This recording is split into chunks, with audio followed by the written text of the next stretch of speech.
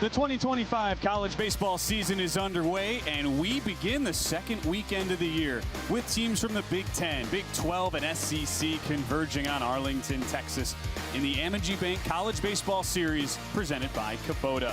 We start with two unbeatens. Michigan turned heads after a 4-0 opening week in Puerto Rico, while number 22 TCU swept San Diego to begin its season and has already overcome multiple pitching injuries. Hi, everybody. Welcome inside Globe Life Field in Arlington alongside the former big league pitcher Pat Combs. I'm Ben Wilson. No unranked team was more impressive to start the season than Michigan. 4 wins out of the gates, including a massive upset over number 2 Virginia. Now, Pat, the question becomes, how do they handle this newfound attention on the program? Yeah, that's exactly right. Just keep the ball rolling, right? It was a great open. In fact, best for Michigan since 2019. Best one for Tracy Smith since he took over as Michigan's head coach. But what an outstanding way to start the season. They beat number 2 ranked Virginia. They take out Rice, come from behind, win there. Beat Villanova, Stetson. Tracy Smith couldn't be a happier guy right now. And they're just looking to keep it going. Doesn't get any easier, though, now facing 2 ranked teams of the 3 this weekend. Starting with 22nd ranked TCU as we take a look at their starting lineups, brought to you by Amegy. As far as the Horned Frogs, they absolutely mashed over the weekend. TCU hitting 11 home runs over the 4 games in a sweep over San Diego. And a couple newcomers keying that power production. Cole Kramer, the Big 12 newcomer of the week, is in the 5 slot after hitting a pair of home runs in a come-from-behind win in their final game, while Isaac Cadena also hit 400 over the weekend, a transfer from Ohio State. He's in that number 2 spot on the order. They go up against Michigan's opening day starter Dylan Vignew, was part of that massive upset over Virginia, Pat, and the Massachusetts natives back out there after pitching through a lot of trouble in his first outing of the season. Yeah, you know, there's never been any doubt about Dylan Vignew's stuff. It is fantastic. The 6'3" right-hander with that low 3/4 arm slot can run the fastball into the mid-90s with a nasty sink to it.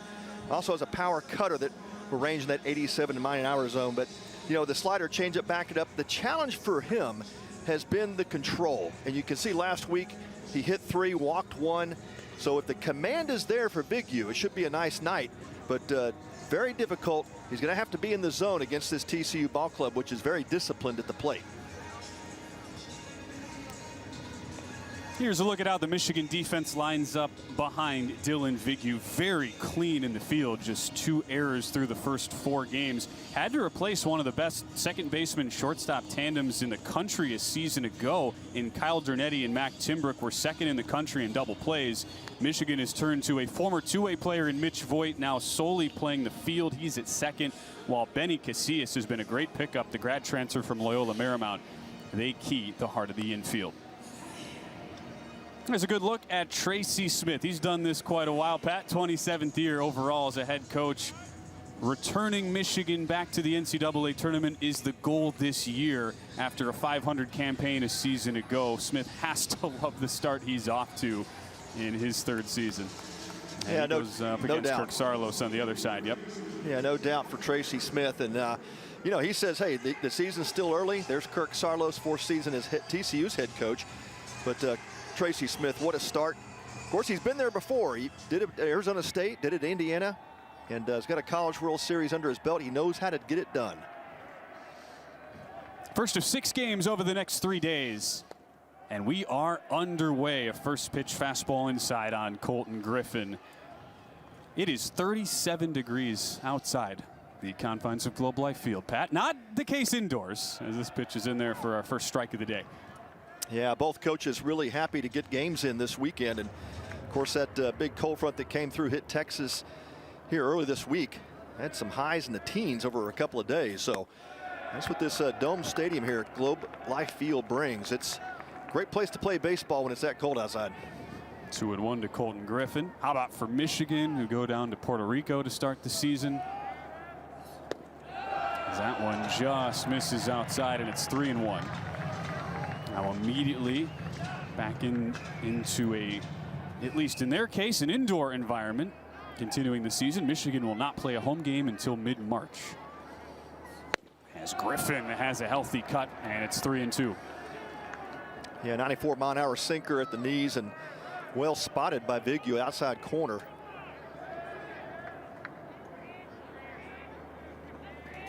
The 3-2 runs outside. The issues for Dylan Vignew were the walks last year. 44 walks, just 40 punch-outs. He was able to get away with it in the first start against Virginia, but not what he was looking for out of the gates as TCU has the first runner aboard. Yeah, and Griffin with some really good wheels at first base for the Frogs. But that's an issue last year that he felt like he just needed to get to the summer, correct some things mechanically. Actually really pitched well in the Cape Cod League in summer. Seemed like he had corrected some of that wildness. But just needs to continue to build confidence and with that command. There's a good pitch right on the outside edge to Isaac Cadena. Part of a TCU offense that has really been rebuilt. Lost 6 of their 9 starting hitters a season ago from a team that started 13-0 and then shockingly missed the NCAA tournament 20-21 down the stretch. It's in there for a called strike on a little cut. Yeah, Cadena, one of those players, I think the only one in the lineup now that came with Bill Mosiello back from Ohio State. Coach Mo in the third base coaching box, but he is highly regarded here in Fort Worth, was part of those World Series teams that TCU had when Jim Schlossnagle was head man, and of course first year with Kirk Saarloos at the helm. But Big Mo down there at third base, he loves an aggressive offense and teaches the great game of hitting, and Horned Frogs lucky to have him back. After the slider just misses outside, it's 1-2. Soft toss over to first.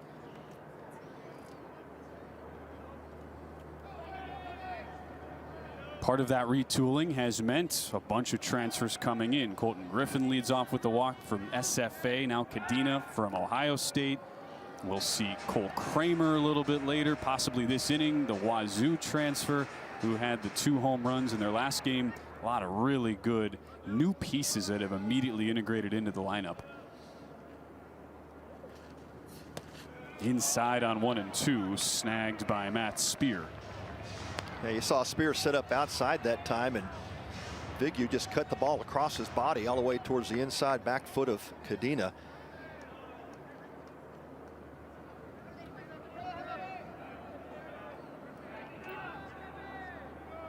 Just getting started from Globe Life Field in the top of the first. That one bounces in the dirt, gets all the way to the backstop. Hard turnaround second, and after Spear couldn't find the ball, Colton Griffin goes first to third. Well, Vignew trying to bury that cutter, and the ball is just really wild into that left-handed batter's box. Cadena holds his ground, and Spear not able to come up with it.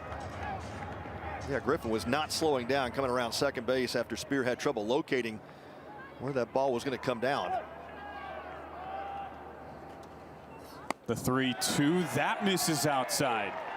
Same count sequence, same result on a running fastball where Vignew loses control, and it's back-to-back walks sandwiched around a wild pitch. Well, this has been the concern for Dylan Vignew in his collegiate career, just trying to command the strike zone, and looked like he had made some strides here over the summer, even in the early spring. Had a great fall as well. Looked like he had solved those command issues, but sometimes they rear their ugly head, come back to get you. Right now, Vignew really fighting himself into that zone. Cannot locate with a cut fastball to Chase Brunson. When you're struggling with command, you do not want to see this man step into the box against you. Chase Brunson, last year's preseason Big 12 freshman of the year, has already hit a couple homers and driven in a team high 7, and had a healthy cut back to the cutter on 1-0. Yeah, best pitch so far from Vignew. Breaking ball that starts down the inside part of the plate, breaks across the plate. You can see Brunson really open up that front half, thinking it was going to stay on the inside part of the plate. Back up the middle, chance to turn 2. Voit Casillas in time onto Ibarra. Good pitch by Vignew to get the 2 outs, but TCU does strike first as Griffin crosses the plate. Well, Michigan was willing to give up the run there in order to try to get 2 outs in one pitch, and they do that really well here. Nice turn up the middle, Voit to Casillas over to Ibarra. Good job of recovering that time for Vignew. Made his pitch, got the fastball in on the hands of Brunson. Brunson not able to get the barrel to it.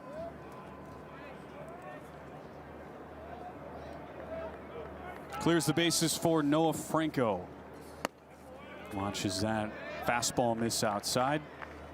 If we just said Chase Brunson was last year's preseason Big 12 Freshman of the Year, you wonder what sort of freshman would follow in his footsteps this year. And Franco also the Big 12 preseason Freshman of the Year, and he bangs one back up the box. 113 miles an hour off the bat, all over that fastball. Yeah, 94, just really center cut. Franco doesn't miss those very often.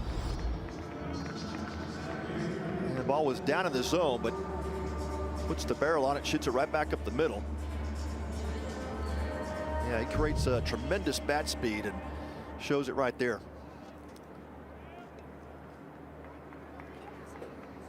Franco continues the inning for Cole Kramer. Watches a fastball just outside, named the Big 12 Newcomer of the Week. It's one way to get your career started at a new school. Go out, hit 2 home runs, including a game winner in the 9th inning, and then be named the conference's Newcomer of the Week. Not a half bad start. Now you got the target on your back. They know who you are now, Cole Kramer. No doubt. It's the cut fastball in there for a strike, 1-1. Yeah, Kramer, one of those players that Kirk Saarloos, Bill Mosiello really excited about just to have in the middle of the lineup. As you mentioned, Ben, just trying to place a lot of faces in this lineup. Skies this one, though, to shallow right. A.J. Roush camps under it and makes the catch. Back-to-back walks to start the game. Bern, Michigan. TCU scores on a double play, and they lead 1-0 with the Wolverines coming to bat next.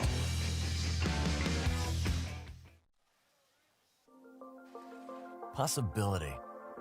At Shriners Children's, we deliver healing to kids with critical burn injuries, like game-changing advances in regenerative medicine and creating the highest standard of care. We never allow your ability to pay for services to compromise the care your child needs, proving time and again what's possible by empowering the extraordinary. Shriners Children's, the most amazing care anywhere.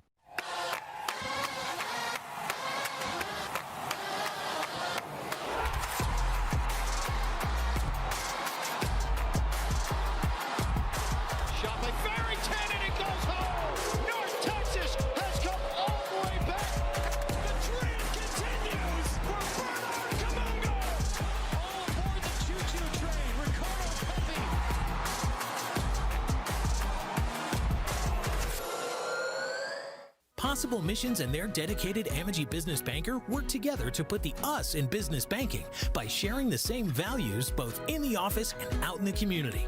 Now it's your turn with your own dedicated Amegy business banker with banking experience in your industry, because you're more than a customer. We're more than a bank, and together we'll help put your business on solid financial footing with comprehensive financing options, earned interest on your accounts, and yes, by being a true community partner. Here we collaborate. Here you grow. TCU strikes first with a run in the top half. Now it's Michigan coming to the plate. Their batting order brought to you by Amegy Bank. They'll immediately bring up one of the hottest hitters in college baseball to the plate, Jonathan Kim. 9 hits, leading everybody in the Big Ten on opening weekend. Mitch Voigt in the heart of that order, off to a great start after being named first team All Big Ten a season ago. The former two-way player now focusing just on the bats for Michigan and his head coach Tracy Smith.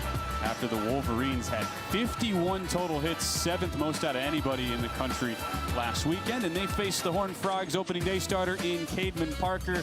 Ever since Pat tweaked his delivery a couple years ago, he's gotten tremendous results, especially with that fastball. Yeah, he's gotten better and better and earns the Friday start here, as Kirk Saarloos said. You know, he had to work his way back, really earn this position. He's done it with the 6'4", 190-pounder from Montgomery, Texas. You know, could have signed professionally back in 24, was drafted 11th round pick by the Brewers, but he chose to come and put the purple on for the Horned Frogs. Falls behind 1-0 to Jonathan Kim. He misses low with that sinker. One of 4 players drafted by the TCU program last year, but Parker was the one guy who decided to come back.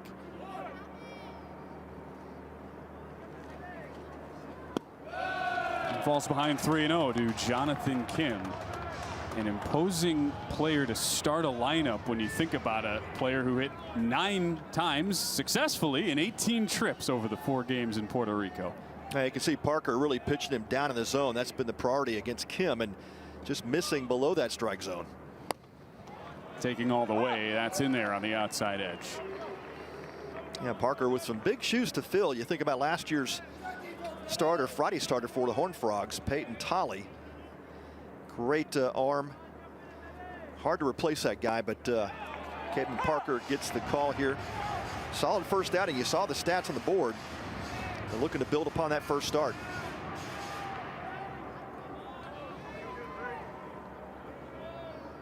Immediately in a 3-2 count to Jonathan Kim. Blister to the right side. Diving snag by Cadena. Able to make the flip in time to Parker. Cadena flashing the leather for the first out. Yeah, great play by Cadena at first base. Had to go horizontal backhand side and just makes it look smooth and easy. That ball was scorched off the bat of Kim. Trying to bid for his 10th hit of the season, but nice snag and good job of those PFPs pay off early in the season. Caden Parker getting over to cover first base easily. Big emphasis this week, especially for TCU, after they had 7 errors in the field over the 4 games last weekend. That was the big thing head coach Kirk Saarloos wanted to see cleaned up. As Cade Laidhoff digs in and takes a first pitch strike. I'd say, Pat, pretty good start on that front. Yeah, no doubt. It came back down in the count to Kim and did a good job getting back into it and getting that ground ball to his first baseman. Parker's going to feature a fastball that's mid-90s. He touched 97 with it. When it's down in the zone, he'll get a little sink.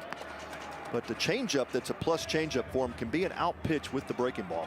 See him miss with that cut fastball outside. The defense behind him that committed the 7 errors, but do have some familiarity with that center field position by Colt Chase Brunson. And here we'll see Brunson come in a high pop-up. Get called off, though, by the second baseman, Cole Kramer, who makes the play. 2 up, 2 down, and a good start for Caden Parker. Only made 4 starts last year, 13 in relief for the native of the Woodlands, Texas.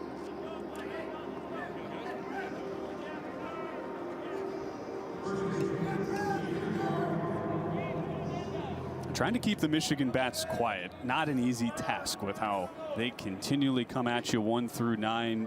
Jeter Ibarra, grad transfer from Washington, been a big part of this early success. And he smashes one back up the box. Clean base hit for Ibarra. 7th hit in his first 18 trips to the plate this year.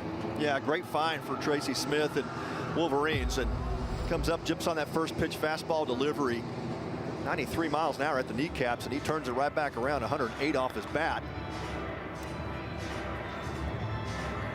Great job by Ibarra, and he's been electric in the middle of this lineup.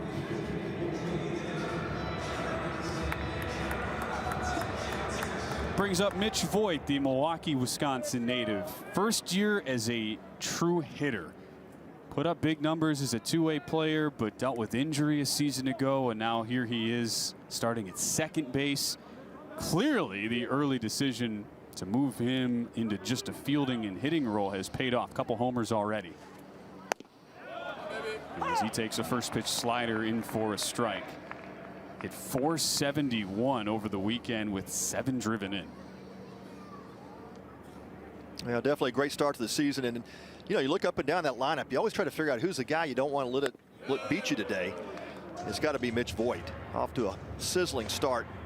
Of course, 8 hits, as you mentioned, and 6 of those extra base hits already. So priority is to keep the ball down. You've got to move it around on Voigt. He's so good at picking up sequences. Parker went curveball outside as it's 1-1. And goes that way again. A lot of respect to the first team all Big Ten player from a season ago of Mitch Voigt. Off-season arm surgery for Voigt after he got banged up on the pitching side. Was a first baseman and pitcher last year, now just a second baseman. And he powers one into the gap in right center. Long run for Brunson and Stroh-Snyder. It is gone. Have a start, Mitch Voigt. His 3rd home run already as Michigan takes the lead right back. Well, that's a future major leaguer right there. He continues with this type of production. There's no doubt the talent level is there. But, man, is he putting on a show early in this 25 season. Elevated fastball up out over the plate, not where you want to miss on Mitch Voigt. He doesn't miss those very often and just clubs a line drive home run into the TCU or Michigan bullpen. Did not have a lot of height on it, but certainly off the bat at 107. The pitch elevated already for him. He just put the barrel on it.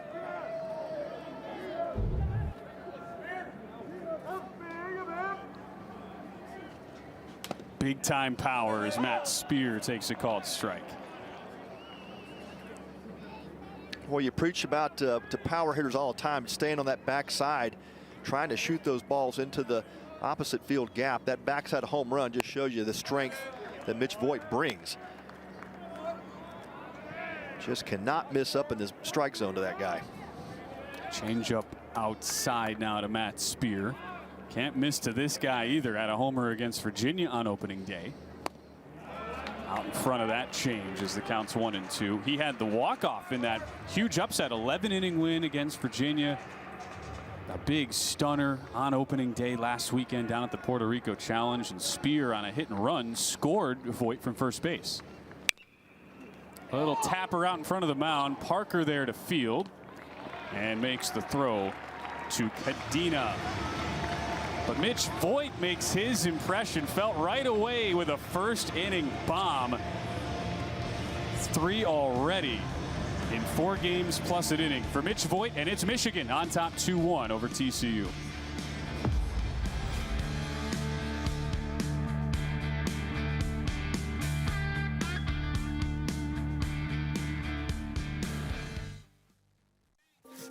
First, at Shriners Children's, the world's most advanced scoliosis procedures are born here. In fact, we deliver access to the world's best doctors for nearly every pediatric orthopedic condition. We're delivering care without compromise is our promise. And kids can just be kids.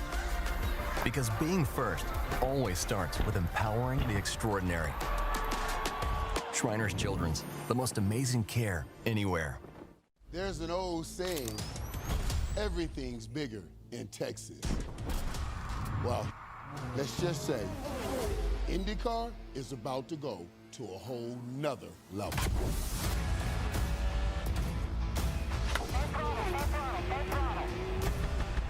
Get ready, Arlington. This is where history is made, and champions are born.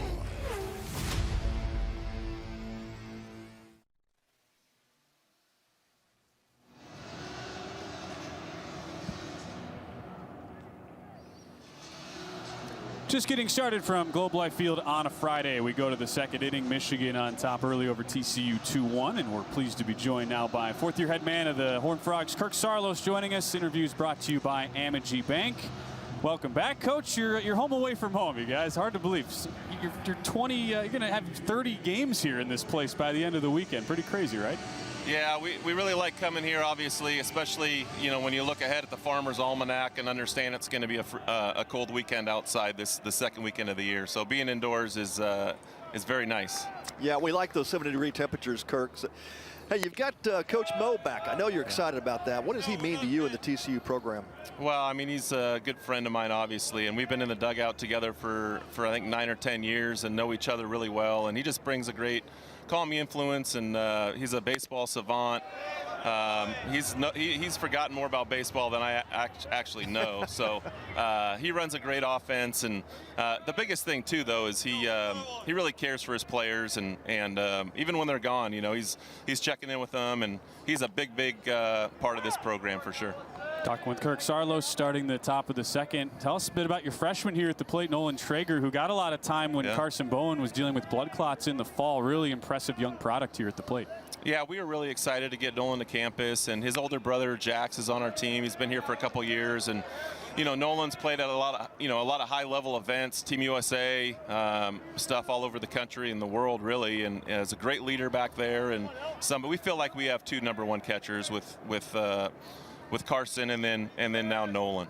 No doubt, as Nolan waits this 2-2. Well, we're going to speak with another former Horn Frog catcher Brian Holiday, he delivered. It looked like a pretty good first pitch out there today. How would you rate that thing, 1 to 10? That was a 10, and it was probably even more than a 10 because he had his son Thomas back there catching it, and he framed it up. So no, Thomas is a really good ball player and has a great swing, and it was cool to see both of them out there. Great stuff. Love Brian Holiday up in the booth later. And how about that? Nolan Traeger works. There we go. Off walk. Just what you wanted to see, Coach. Really appreciate the time. We'll catch up with you here next couple of days. Thanks as always. You bet. Rocks.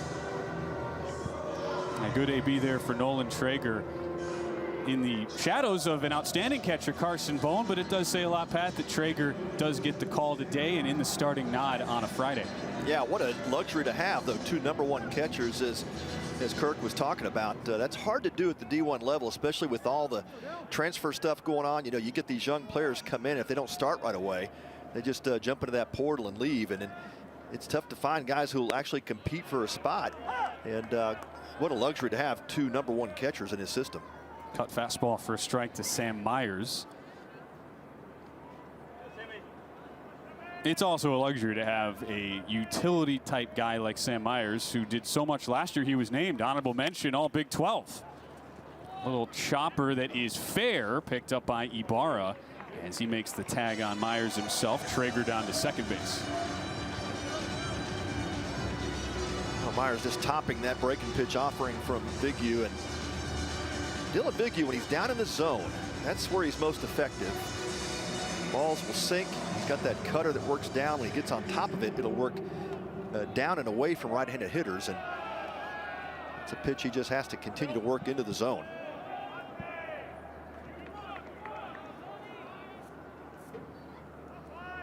Anthony Silva in the 8th spot. Watches that slider bounce well in front of home plate. A lot of offense already. It makes sense based on how these two teams performed last weekend with runs in bunches. Yeah, both these offenses off to great starts, and you know, you look to build on it. Obviously last weekend, opening weekend for most of college baseball, and you know, it's great to get off to a good start because typically the pitchers are a little bit ahead of the hitters at this time of year. Slow roller by Silva. Nice charge by Caruso to make the play. Throwback is late. And Bigu bounces back. Second straight inning, Pat, with the leadoff walk, but he has gotten a good job of generating soft contact. Yeah, he has. That just speaks to the stuff, right? That's not ever been the issue for him. Once he gets the command going, this guy can be flat nasty. I mean, he's a future big leaguer if he can figure out that strike zone. So he's made some good strides over the summer and the fall. Just needs now to carry over to the big stage here in the spring. Against Sawyer Stroh-Snyder, who flies one into left. Jonathan Kim ranging back is all over that one and makes the catch. This time the leadoff walk does not come back to burn Dylan Bigu as he gets out of the inning. Michigan coming to the plate with an early 2-1 lead.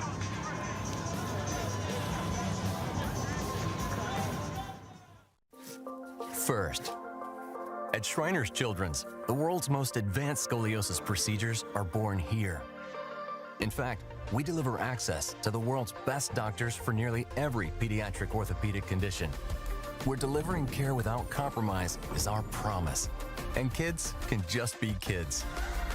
Because being first always starts with empowering the extraordinary. Shriners Children's, the most amazing care anywhere.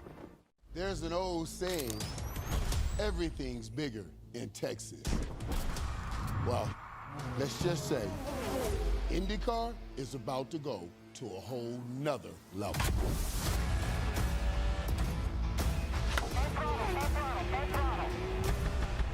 Get ready, Arlington. This is where history is made, and champions are born.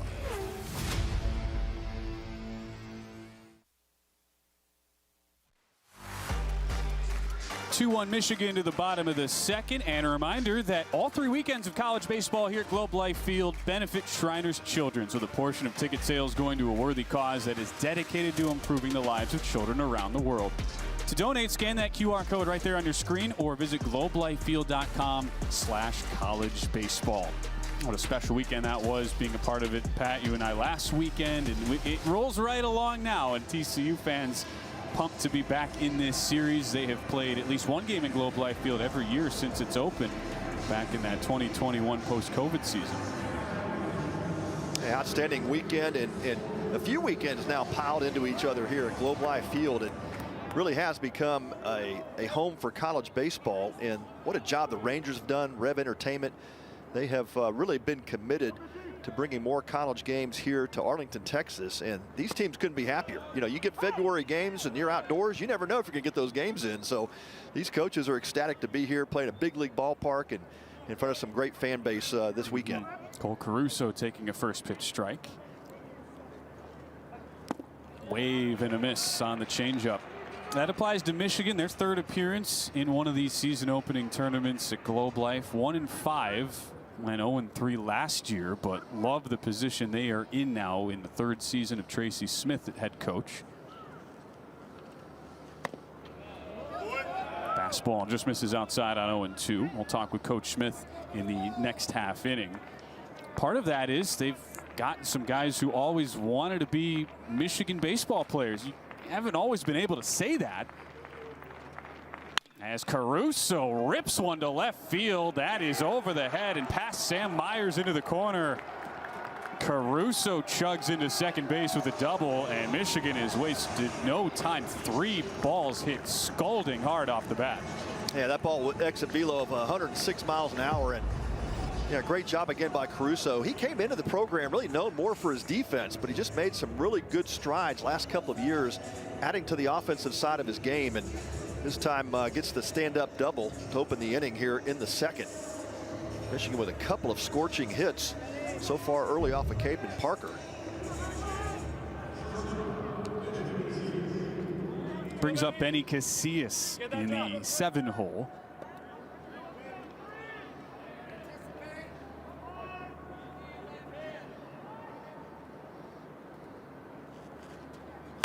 One of 10 seniors or grad transfers as he fouls one off, coming over from Loyola Marymount. As Michigan is off to a great start, feel like they have the recipe to make it to the big dance after last year 32-28. They did make it to the semis of the Big Ten tournament, knocked off top-seeded Illinois, but struggled with an RPI outside the top 85 as that slider misses outside. So weren't really a threat to get any bid other than an auto bid out of the Big Ten. Just 3 Big Ten teams got bids last year, and Michigan starts the season now ranked 5th in the Big Ten, at least preseason poll. Fouled off by Casillas. Certainly, though, the upside path to be a top 2 or 3 team is obvious.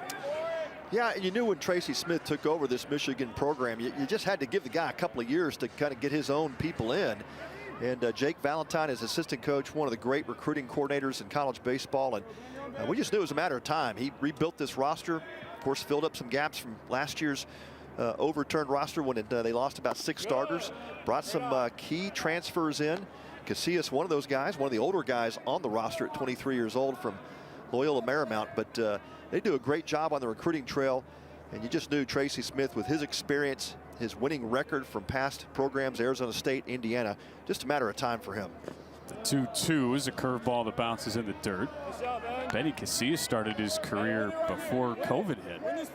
That's right. We are still in that era. We are. The extra COVID year, right? And then now you've got these junior college guys coming in that now are been given extra years potentially. So, yeah, the game has changed quite a bit in terms of, you know, seeing these 23, 24-year-olds still playing college baseball. And Casillas works a 3-2 walk.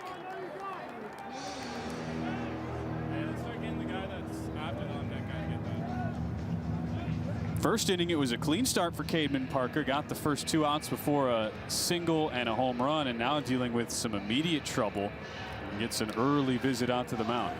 Yeah, Kirk Sarlos, head coach for the Frogs, also doubles as the pitching coach. And you saw Caden Parker looking at his hand. Looked like he may have maybe cut one of his fingers.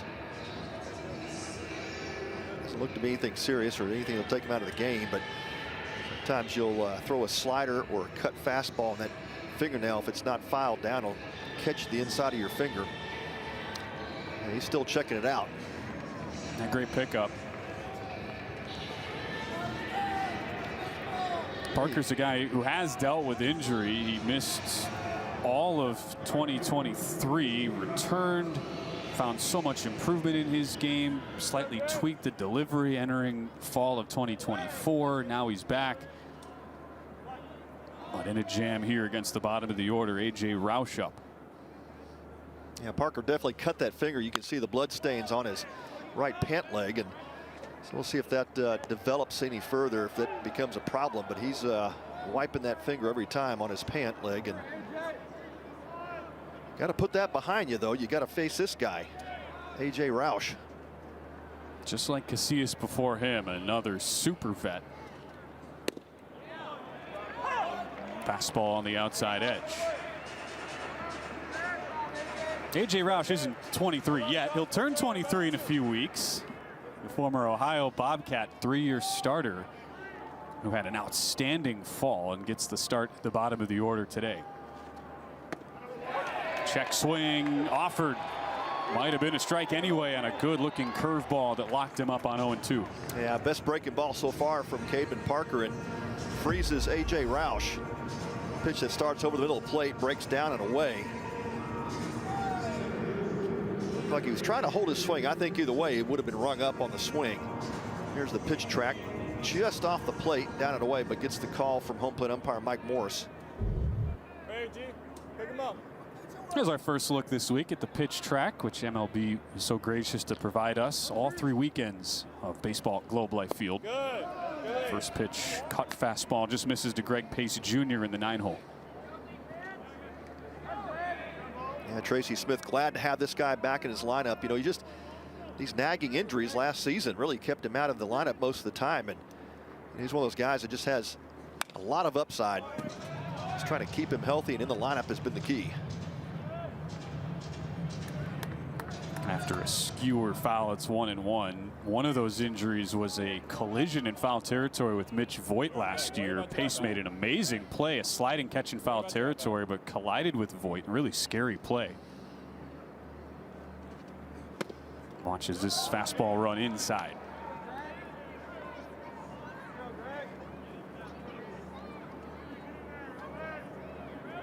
Well, the power hitting of Michigan that swept the nation by storm week 1 is carried over into week 2, and they're threatening again. Up 2-1.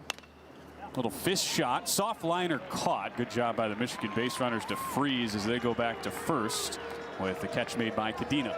Yeah, heads up play by Benjamin Casillas. Saw that ball was not hit very sharply, and right to Isaac Cadena.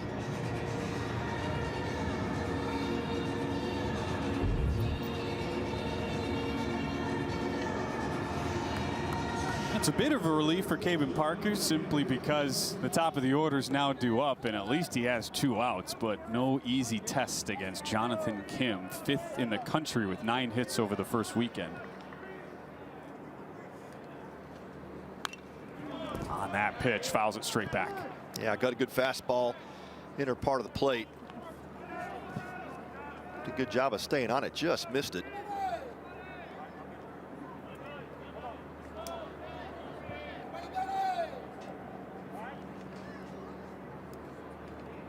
Caden Parker backs off, looks back in after getting the visit from his pitching coach and head coach Kirk Saarloos. There's a slider on the outside edge. How often have we seen Kirk Saarloos make a mound visit and then boom, his pitcher just looks like a different guy? Yeah, exactly. He's kind of like that pitcher whisperer, I guess we could call it, right? Yeah, he knows how to help guys make adjustments quick, and sometimes it's just getting out of your own head. This one chopped to the right side, a seeing eye single that gets through. Kim the base hit. Around third comes Caruso, and Michigan tacks on another as they lead 3-1. Well, that's a pitch Caden Parker wants back. The 0-2 delivery just caught too much of the plate. You can't do that with a guy that's as hot as Jonathan Kim. It looked like Caden Parker was trying to elevate that fastball, just did not get it above the hands, and Kim puts a good swing on it and pulls that pitch that was on the outside part of the plate, gets it right by a diving Cadena, and Michigan extends its lead with a big 2-out RBI.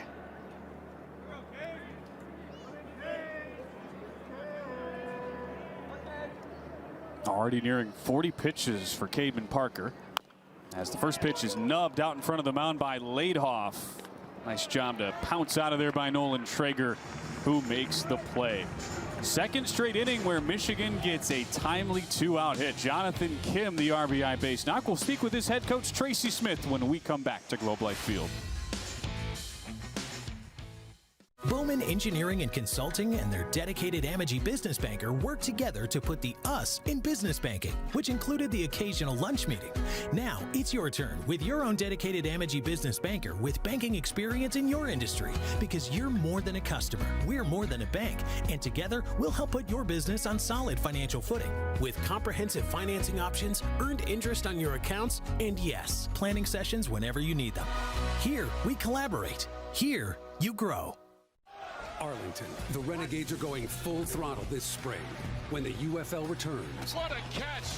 Get ready for more action-packed football and unforgettable experiences at Choctaw Stadium. That is something special right there. Renegades, mount up and get your tickets today.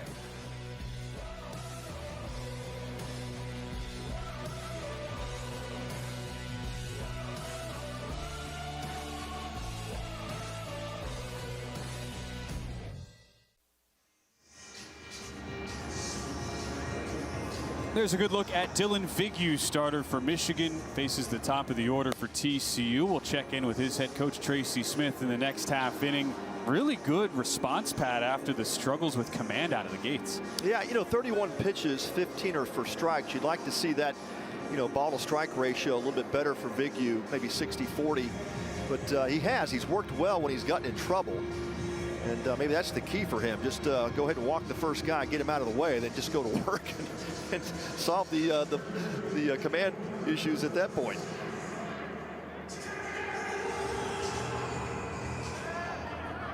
.44 walks, 40 strikeouts last year. However, the summer showed a different type of pitcher on the mound as he misses outside, starting the inning to Colton Griffin at the top of the order. Coach Tracy Smith has long been a proponent, even when he was at Miami of Ohio, where he started as a head coach, his alma mater, of sending guys out to the Cape and the other premier wood bat summer leagues. That's in there for a called strike. He's always felt he's not afraid of his guys getting discovered and then getting rated in the transfer portal. And a great example of that was his pitcher coming back in Dylan Vigue, who went to the Cape, just 8 walks, 26 strikeouts in his 5 starts, as he induces a ground ball to the right side. Mitch Voigt makes the play for the first out. Yeah, there's a lot to be said for that, trusting your guys, especially when they go to great summer leagues like the Cape to get better. It's also, from the standpoint of developing players, you try to put them in the best places for them to be able to improve. And obviously when you send players to the Cape, you're going to have great coaches, great pitching coaches, and he's made those adjustments, has Vigue. And look, it's just going to get better from here for him as he continues to learn how to control his body and not overthrow the fastball. That at times has been an issue. A lot of these young pitchers just have to settle in and realize that, you can throw a 93, 94 mile an hour fastball that you can spot well. It's a much better pitch than throwing it 95, 98 down the middle. A slight overthrow on the first pitch of the AB to Isaac Cadena, who was a walk in the first inning, part of back-to-back walks to start this game, and he watches a changeup miss outside. Seems like with a guy like that who has so much run on the fastball, you start watching it and it almost becomes like horizontal movement. It's crazy. Right. It is, and that's the stuff you can't teach. Just some pitchers like Vigue have that tremendous movement. Now, on the flip side of this, there are some command stuff, issues he has to figure out. He's awfully hard to square up, and you talk to offensive coaches and hitting coaches, they'll tell you a guy that's around the zone like that with that much movement, it's really hard to be aggressive when you're in the box. 3-0 with a fastball in there for a called strike to Cadena. Lots of familiarity, though, between these two players. Dylan Vigue had the Friday night role most of last year. He gets a swing and a miss with a good fastball running inside. And he pitched against Isaac Cadena and Ohio State. Cadena, 263 a season ago, 3 homers, 20 RBI for his head coach, Bill Mosiello, who now is back in Fort Worth as Kirk Saarloos' hitting coach. And spoils this pitch foul. Yeah, good cut fastball that time from Vigue, and showing you the confidence he has to throw that pitch 3-2.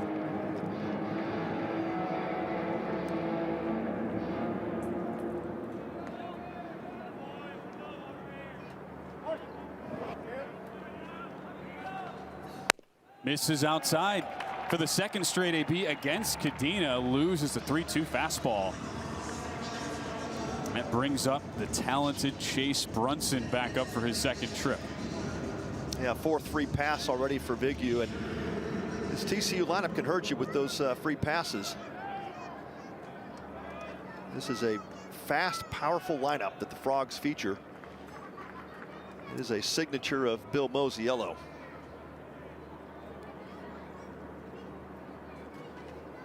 Chase Brunson being patient, watches a first pitch cut fastball find the zone.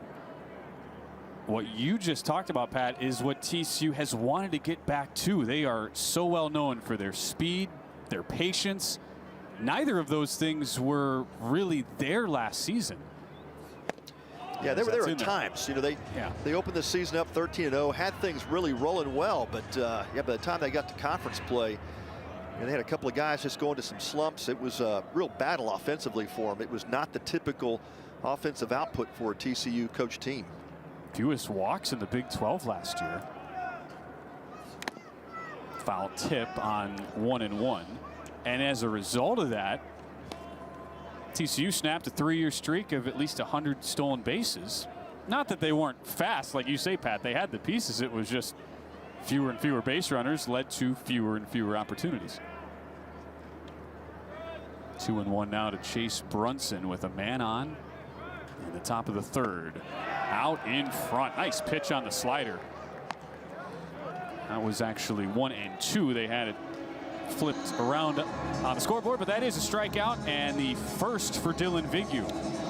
Yeah, that pitch had a little bit more sweep to it than the typical slider or cutter he's thrown. Actually cut across the entire part of the plate. Really fooled Chase Brunson.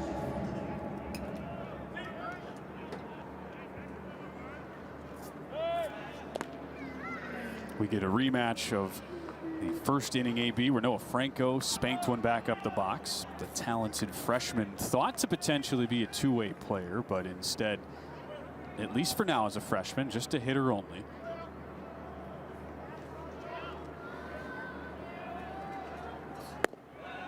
Watches the cut fastball miss down and in.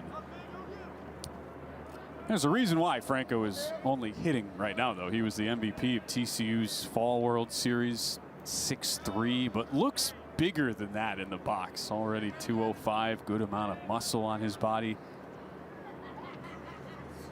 As he lays off the slider, 2-0.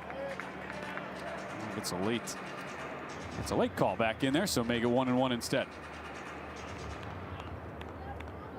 And Franco, one of those versatile players too, gives Kirk Saarloos a lot of options in terms of where to play him.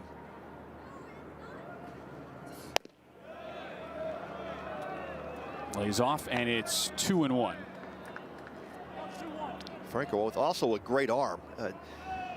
He was clocked 92, 97 in the fall. They will use him out of the pen. Right now, the bat working really well for him. It's a nice luxury and a nice problem to have if you're Kirk Saarloos. How do we figure out how to use them? And Coach even said himself, I'm intrigued to see what we ultimately decide. Chop to the right side, just foul. Great attempt by Ibarra to snag that one as the count goes to 2-2. And here's outlook for TCU last year. If you would have told anybody after the Horned Frogs went 13-0 that they would miss the NCAA tournament, you'd say, no way, that's just ridiculous. But they lost 21 of their last 41 games, were a snub, one of the first 4 teams out, despite a top 45 RPI. Yeah, that was a tough pill to swallow, I know, for Kirk Saarloos and Horned Frog Nation to be left out, especially with the resume that they have built. You know, they've been to 4 College World Series appearances, of course. Kirk's College World Series team in 22. Taking a look at this pitch on the pitch track, just off the plate. Yeah, good call by Mike Morse. Out of the camera view that you're looking at right now. He was 2 steps from the dugout, but does not get the call. Runner goes on 3-2, but this time Vigu does get the K. Pulled the string on a changeup as he strikes out Brunson and Franco to end the top half of the third. Nice looking pitch for Dylan Vigu with another punch out. Yeah, coming out strong here in the 3rd inning. And They'll take the 3-1 lead back in the dugout. Here's the changeup up in the zone. Franco out in front. And Vigu gets out of the minor jam. 3-1 Michigan.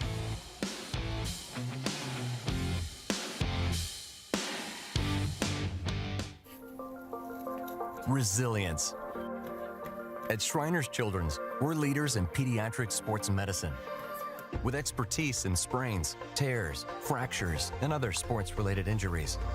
We're here to deliver the best care in the business and never allow your ability to pay for services to compromise the care your child needs. Because every great comeback starts with a game plan for empowering the extraordinary.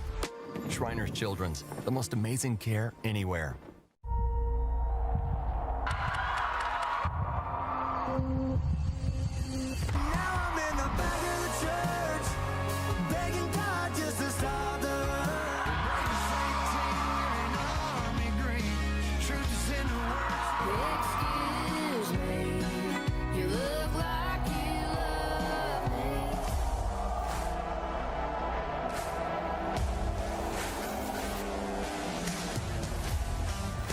Naylor Industries and their dedicated Amegy business banker work together to put the us in business banking, focusing on their business needs with lightning speed. Now it's your turn with your own dedicated Amegy business banker with banking experience in your industry. Because you're more than a customer, we're more than a bank, and together we'll help put your business on solid financial footing with comprehensive financing options, earned interest on your accounts, and yes, a banking partner who is just as invested in your growth as you are. Here we collaborate. Here you grow. We're back at Globe Life Field with our latest coach interview brought to you by Amegy Bank. 3-1 lead for Michigan to the bottom of the third as head coach Tracy Smith kind enough to join us and get to watch the Wolverines 3, 4, 5 hitters all do up. Coach, it's like the bats just kind of kept rolling right along here from Puerto Rico to Arlington. No problem. And another hot shot, even though this is caught into left field by Sam Myers. Lots of hard contact here, Coach, out of the gates. Yeah, just that's what you look for, consistent contact, guys grinding out good at bats, and found a couple holes there. The big 2-out hit by Kim, that was big, but yeah, I mean, it's a lot of ball game left, but I like what I'm seeing so far. Hey, Tracy, Pat Combs here. Yeah, it was great to see the smile on your face, getting off that 4-0 start. You guys filled a lot of gaps with transfers. You brought some great freshmen in, but 11 transfers saw game action opening weekend, 8 freshmen the same. How do you and Jake Valentine do it? Just you go out there and you try to find, you know, good players across this vast country of ours, and you know, we always say this, no matter where they come from, you know, transfer, junior college, freshman, or whatever, when they get there, it says Michigan on the chest, and guys have really bought into that philosophy, and Jake's done a fantastic job of using his network across the country and his experience, and really doing a good job of revamping the roster. Year 3 now for you, Coach. You saw Mitch Voigt there ground out to short. Matt Spear, another one of those transfers you brought in. I mean, how about the resilience that he and his former teammate Robbie Hamchuk have both shown? They go to San Jose, not really known as a big baseball program, but to stick through some of the tough times there. What did you see with both of those guys as you went into the portal and saw them? Well, just tough kids. I mean, you know, really tough kids, good mentality. Have played a lot of baseball, college baseball underneath their belt. And that's one of the things that we wanted was to balance out some of that youthful arms that we have, is put a mature lineup out there. And both of these guys have come in and blended in well with our philosophy, and you know, they're talented players too. But I like how they've come in and blended in and fit right into Michigan, the culture that we have here. Hey, Coach, you talk about the pitcher Dylan Vigu. Man, what a great start. I mean, kind of typical Vigu, right? So walked a few guys, but knows how to work out of innings. But well, we got to let you go, Coach. I wanted to ask you about Vigu, but we'll have to catch you next time. Yeah, that was quick. Jeez. So, all right. Well, good thing we got 2 more days with you, Coach. All right. Appreciate Tracy Smith as always for stopping by. We'll catch up with him tomorrow. Michigan up 3-1 as we head to the 4th. Protecting what matters most is the mission that matters most. At Lockheed Martin, we know today's threats come from behind, above, and below, and we make sure those who serve stay ahead of them by connecting platforms necessary to dominate every domain across air, land, sea, space, and cyber, using technologies that protect in the same moment they detect. The mission is a safer, more secure world. Our promise is to help make it happen.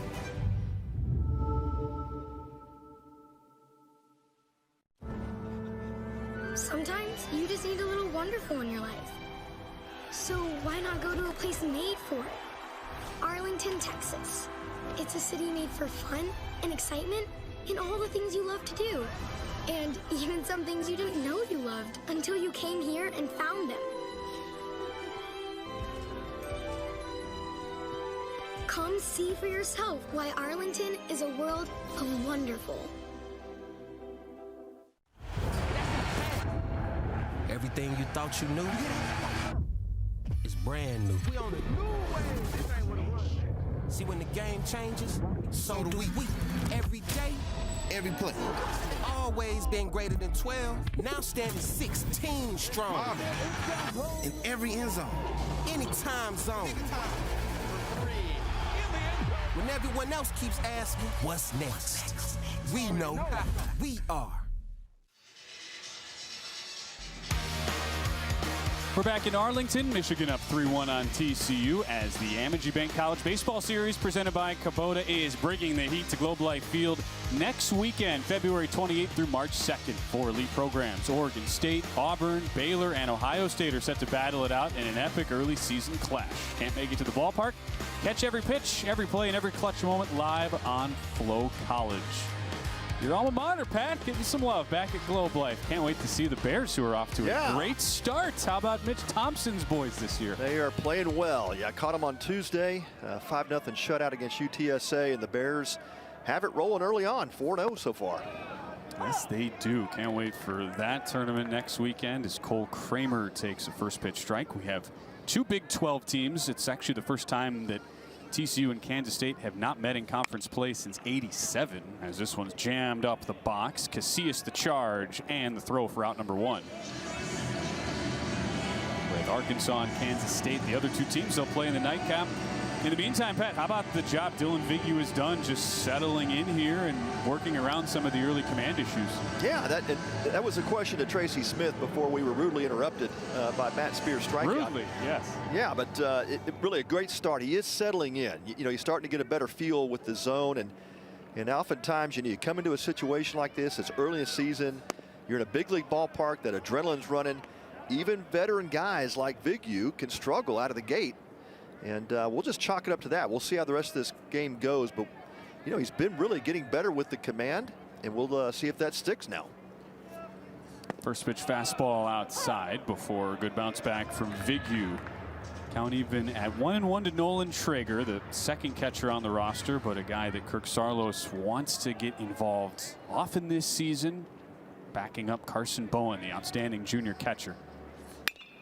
Slices one down the left field line, fair for Traeger, on for the second straight time, and the young catcher has a double with 1 out in the 4th. Yeah, great approach by Nolan Traeger. Yeah, first at bat, took a couple pitches outside. Looked like Vignew was really trying to work him on the outside corner. This time goes up with the approach. He's going to sit on something that out of half of the plate, and he gets what he was looking for. Lines that ball in left field. That'll be a 1-out double for Traeger. Oftentimes against a pitcher like Vignew, you've got to cut the plate in half with the way that ball moves. And with the control issues, it's just hard to dial in and cover that entire plate. Brings up Sam Myers, the lefty, had a great freshman campaign, honorable mention, all Big 12 a season ago, with some memorable moments in this venue. Takes a first pitch. Fastball just misses. As you get a look at Nolan Traeger down at second base. Last year in this Kubota series, the weekend started this same game with a crazy 9-8 back and forth win for TCU, and it was Sam Myers who had the walk-off hit. Waves and misses on this 1-0 fastball. Yeah, Myers an outstanding season last year, and just continues to add muscle and power to his game. Again, one of those players that can hit backside home runs. He's generates a lot of bat speed. Good pitch, finds the outer edge. Don't see a lot of college pitchers lean on the cutter the way Dylan Vignew does. Yeah, not afraid to throw at any count. He can backdoor it.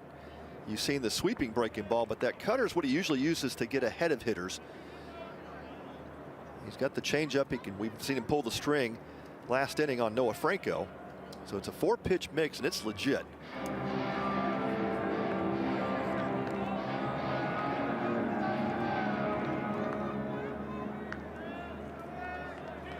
Vigu, a top 2 Big Ten draft prospects for 2025. And both hitter and batter going through the little game of little cat and mouse step off, which you're allowed to do 1 time each for batter and for pitcher now with the new pitch clock rules. Yeah, you can reset 1 time, and so now the hitter and the pitcher have done that. We're locked in. Pitch in the dirt. Good jump by the catcher Traeger, but he's thrown out. Oh, nice job by Matt Spear, who got out of there quick and makes a great throw down to Caruso at third. Yeah, it was a great throw. Good job, first of all, by Matt Spear to block it up and keep it just out in front of him. And looks like there could be a challenge to this, but Traeger did a good job of reading ball in the dirt. And of course, like a Bill Mosiello team, he wants him to be aggressive, and he does. But yeah, it looks like that throw was in plenty of time. Tag applied by Cole Caruso, and it's Traeger on the back pocket. Looked like clear before his foot hit the bag, but Mike Morris and his crew will take a look at it.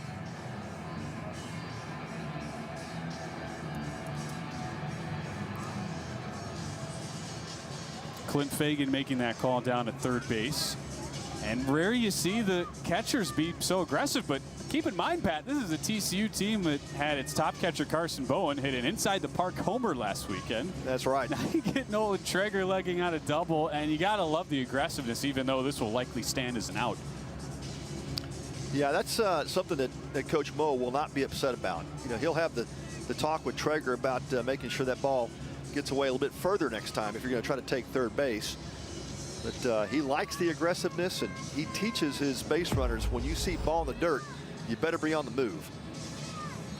Yeah, there's the tag applied by Caruso. Looked like plenty of time.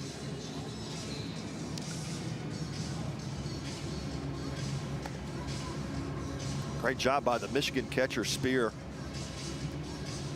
Threw a bullet to third base after he recovered that pitch in the dirt. I wonder what TCU saw there, Pat. It's right in front of their dugout. You get 2 challenges, so it's not the end of the world to lose 1, but that did seem pretty obvious. I don't see anything that would overturn that. Yeah, you know, there's times when you take those challenges knowing that it may not work out for you, but it's a critical situation. TCU down by a couple of runs here in the 4th inning. That's a base runner if he is ruled safe. You've got Sam Myers at the plate. Now Myers just has to put the ball in play, and that'll be the 2nd run, but instead Traeger erased on that throw by Spear to Caruso.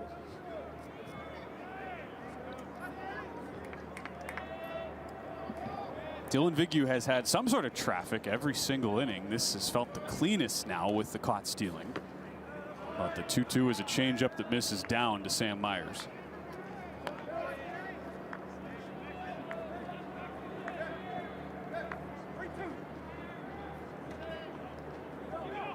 TCU traditionally a team with great eyes at the plate. Myers part of that, 4 walks already to just 2 strikeouts. And he shows a great eye on a backdoor slider that did not miss by much.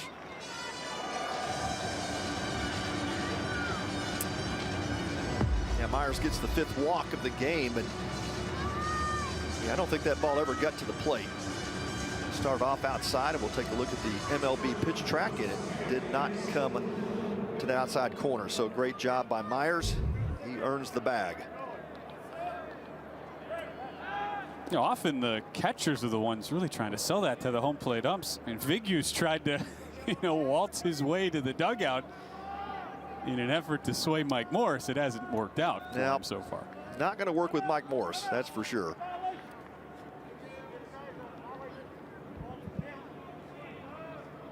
Now Morris is going to give a ball count because Vigu came set before the hitter was ready. Part of the intricacies now with the pitch clock, that is one of those things that as a pitcher can give you a ball. As the cutter misses outside, but somehow Myers got caught the wrong way. A huge secondary lead. And Matt Spear throws out 2 different runners on the bases. This one, Myers on the back pick. Yeah, how about that? Top of the 4th. Yeah, your catcher bailing you out twice in 1 inning. This time a heads-up play by Matt Spear. Saw Myers just get off a little bit too far. Myers thought that ball in the dirt was going to get away. Instead, he gets thrown out at first base. TCU still down 3-1.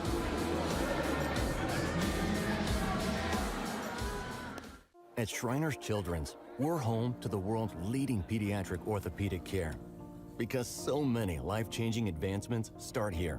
We provide access to the best doctors and never allow your ability to pay for services to compromise the care your child needs. We're the first place to turn for the most common or complex orthopedic conditions.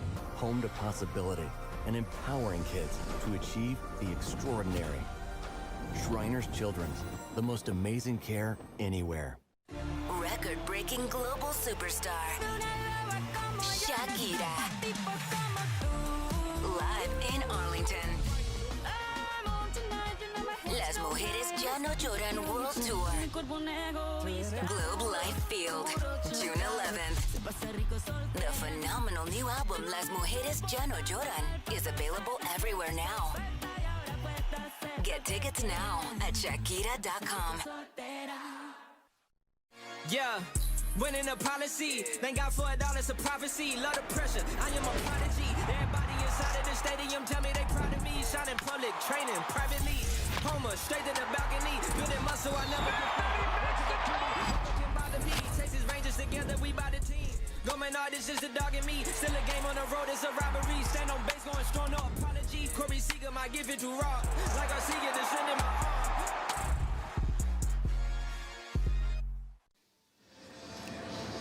Back here inside Globe Life Field, 3-1 lead for Michigan. Look who's chopping by. It's Brian Holiday, former TCU catcher, and we dialed it up perfectly for him. We get 2 throwouts by catchers in the field. How about that, man? Thanks for joining us. I mean, it'd be a little better if it was the Frogs doing it. That's right.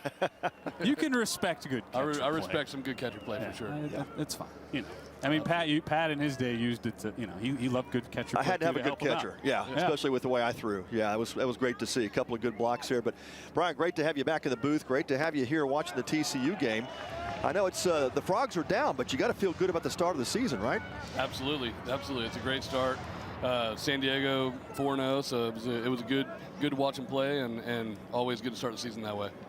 Brian Holiday with us in the booth as we start this bottom of the 4th. What have you seen too? I'm sure you're always watching these young catchers, especially coming into the college game. It's been really fun for us to get to watch Nolan Traeger, who's been super active already today, getting to be in a position to learn from a great catcher like Carson Bowen. Here he is behind the dish as this one is grounded to the right side with a routine first out. What are you seeing out of the young catcher in Traeger so far? Man, he's unbelievable. He is super talented.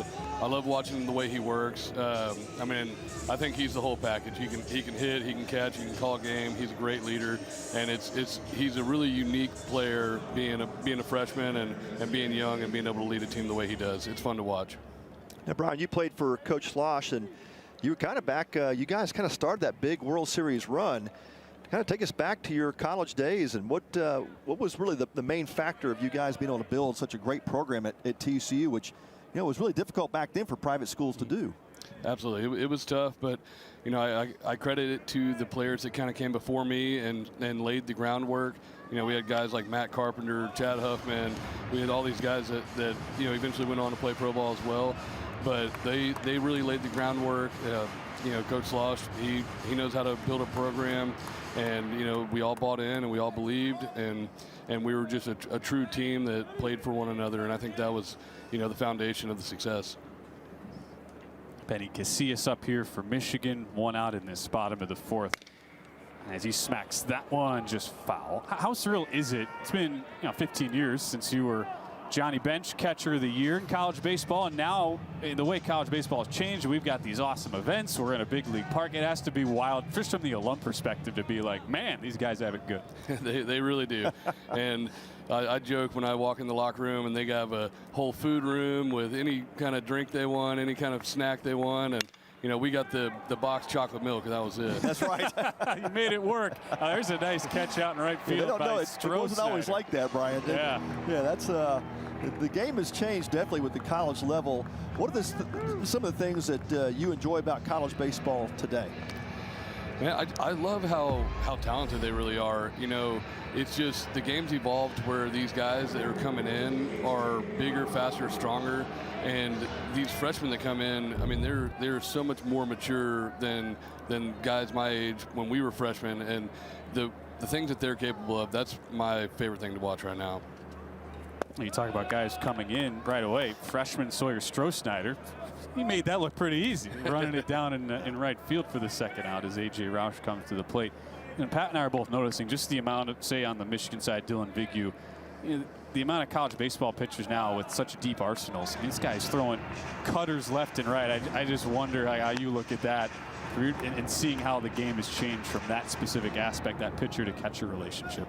Absolutely, these pitchers are way more developed. Like you said, they have 4 or 5 pitch mixes where back in the day you were hoping you had a guy with 3 good pitches, and so it's definitely fun to watch.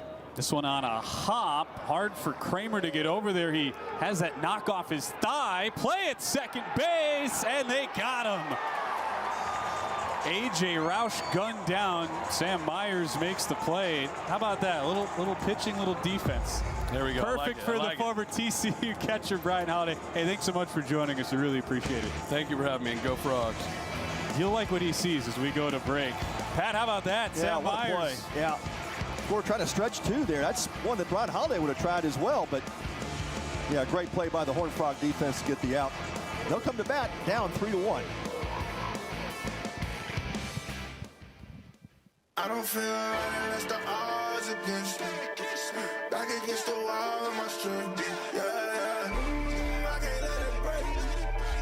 Everything I've been through, it made me better. I never hate it, you made me better. Been through everything, it just made me better. I can't waste the pain, it just made me better. Once you make mistakes, it just made me better. To left field. Goodbye, home run. There's an old saying, everything's bigger in Texas. Well, let's just say, IndyCar is about to go to a whole nother level.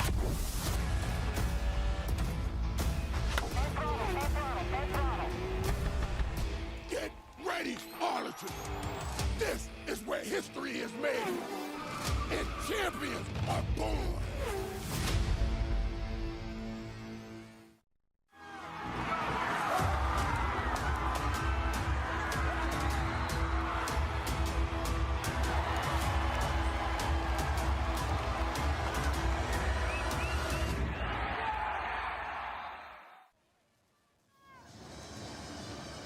We're back at Globe Life Field in Arlington, so pleased to be joined now as we head to the 5th inning in a 3-1 game. Michigan on top by Brandon Bledsoe, president of Amagi Bank here in Fort Worth, Texas. And Brandon, saw you throw out the first pitch today.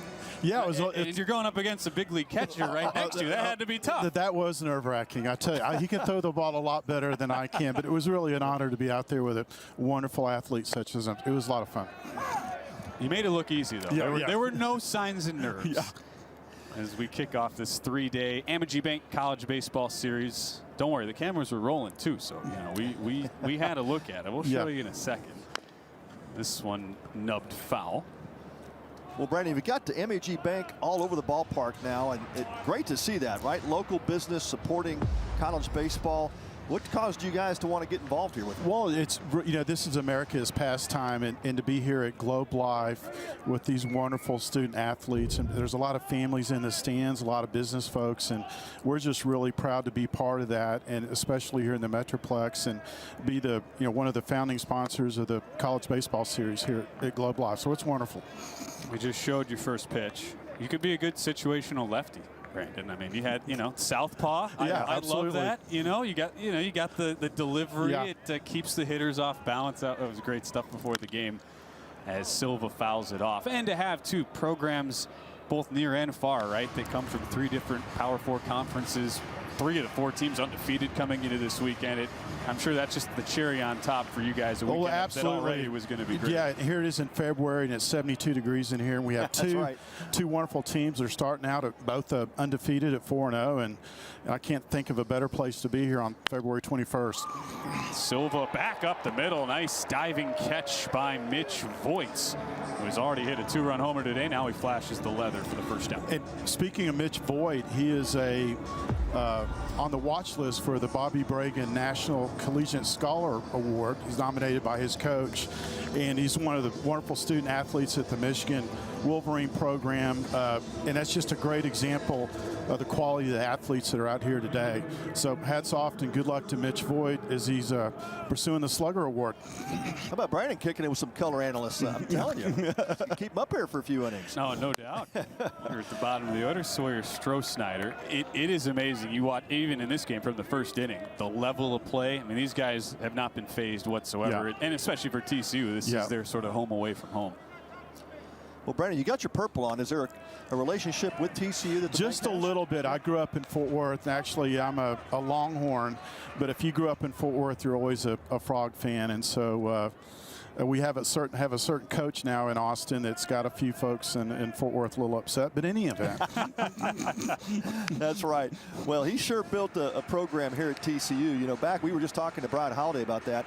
You know, back when private schools really struggled, you know, financially, of course, in baseball to build a program like that, but Schloss did it, and now Kirk obviously was one of his assistant coaches taking over. But what a program for college baseball that TCU has built. Yeah, and we've been a proud sponsor of that program as well. There's a called strike in there on 2-1. Brandon Bledsoe with us in the booth right now. Hey, tell us about this partnership. How did it get started with the folks here at Globe Life? And certainly not the first year you guys have had this, but part of the expansion that Globe Life has had. Well, it's working with Rev Entertainment, you know, part of the Rangers organization, and thought this would be a good fit, especially considering the proximity here at Globe Life and being in Tarrant County where we have a lot of business operations. So it's been fun getting in and seeing what we can do, especially bringing all these folks in here to Arlington today. Yeah, you see the stands starting to fill up with more purple, and you know, tonight, I don't know if you've ever been to an Arkansas baseball game, but Brandon, they travel pretty well. Yeah, I can tell they're here early, and that's what's great to see. We love seeing that. We love seeing that. But I'll tell you what, guys, 60 feet 6 inches is a lot farther than you think from the pitching mound to home plate, and when you see these guys throw the baseball around effortlessly, it reminds me of how wonderful these athletes are. A good look at some of the TCU fans. You know, we expect a big house tonight, 18, 20,000, maybe even more. With Arkansas coming in, TCU Arkansas, that is sort of the showcase game of the 3-day weekend. This one chopped to the right side, little 4-1 on the putout. Colton Griffin can't beat it out. Is your guy Mitch Voigt once again? It's like he knew you're up here with us. Yeah. Another nice play for the second out. Yeah. Some of the past winners of the Bobby Bragan National Collegiate Slugger Award include Charlie Condon, University of Georgia last year, Ivan Melendez, the Hispanic Titanic from the University of Texas, that's right. Josh Young, and so anyway, that's just the quality. You guys know where they all are now in the majors, so it's fun to see what we may have future Hall of Famers out here with us in Arlington today.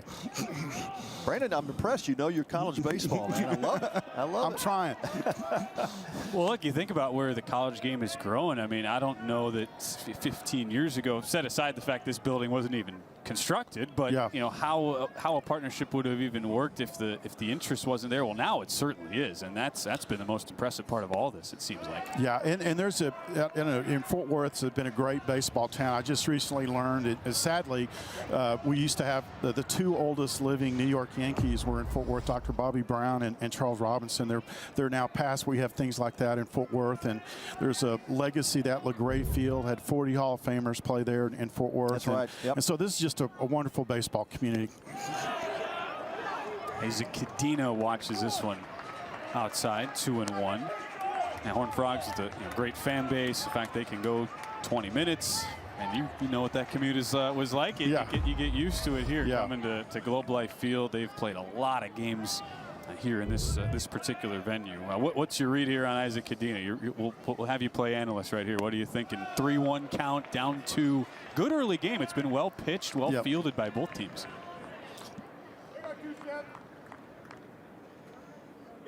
If you call it correct, if you put on your best prediction, you'll be an instant legend. I'm not going to give up on the banking career, guys. You guys are the pros. I'll swing and a miss, and it's 3-2. Yeah, good fastball. But again, I'm thrilled to be here, especially with these families and athletes today. You guys know that so many wonderful things that come from the game of baseball, and we're looking at the cream of the crop here, the thousands of programs that are around the United States, and to be out here at Globe Life, you're looking at the best. Here's the 3-2. That's in there, called strike 3 as Vigu retires the side. Brandon Bledsoe with us in the booth. Thanks so much, Brandon. Can't thank you enough for your time. You bet, guys. Thank you very much. We'll step aside, head to the home half of the 5th. Michigan up by 2 in Arlington. The legend of the Lone Star. The power of thousands. AEW's biggest event ever in the United States. This is All In. AEW All In Texas. Live Saturday, July 12th, 2025 from Globe Life Field in Arlington. All Elite Wrestling's biggest event of the year. Tickets and exclusive VIP packages are on sale now. Go to AEWTIX.com now for more information. Record-breaking global superstar Shakira, live in Arlington. Las Mujeres Ya No Lloran World Tour, Globe Life Field, June 11th.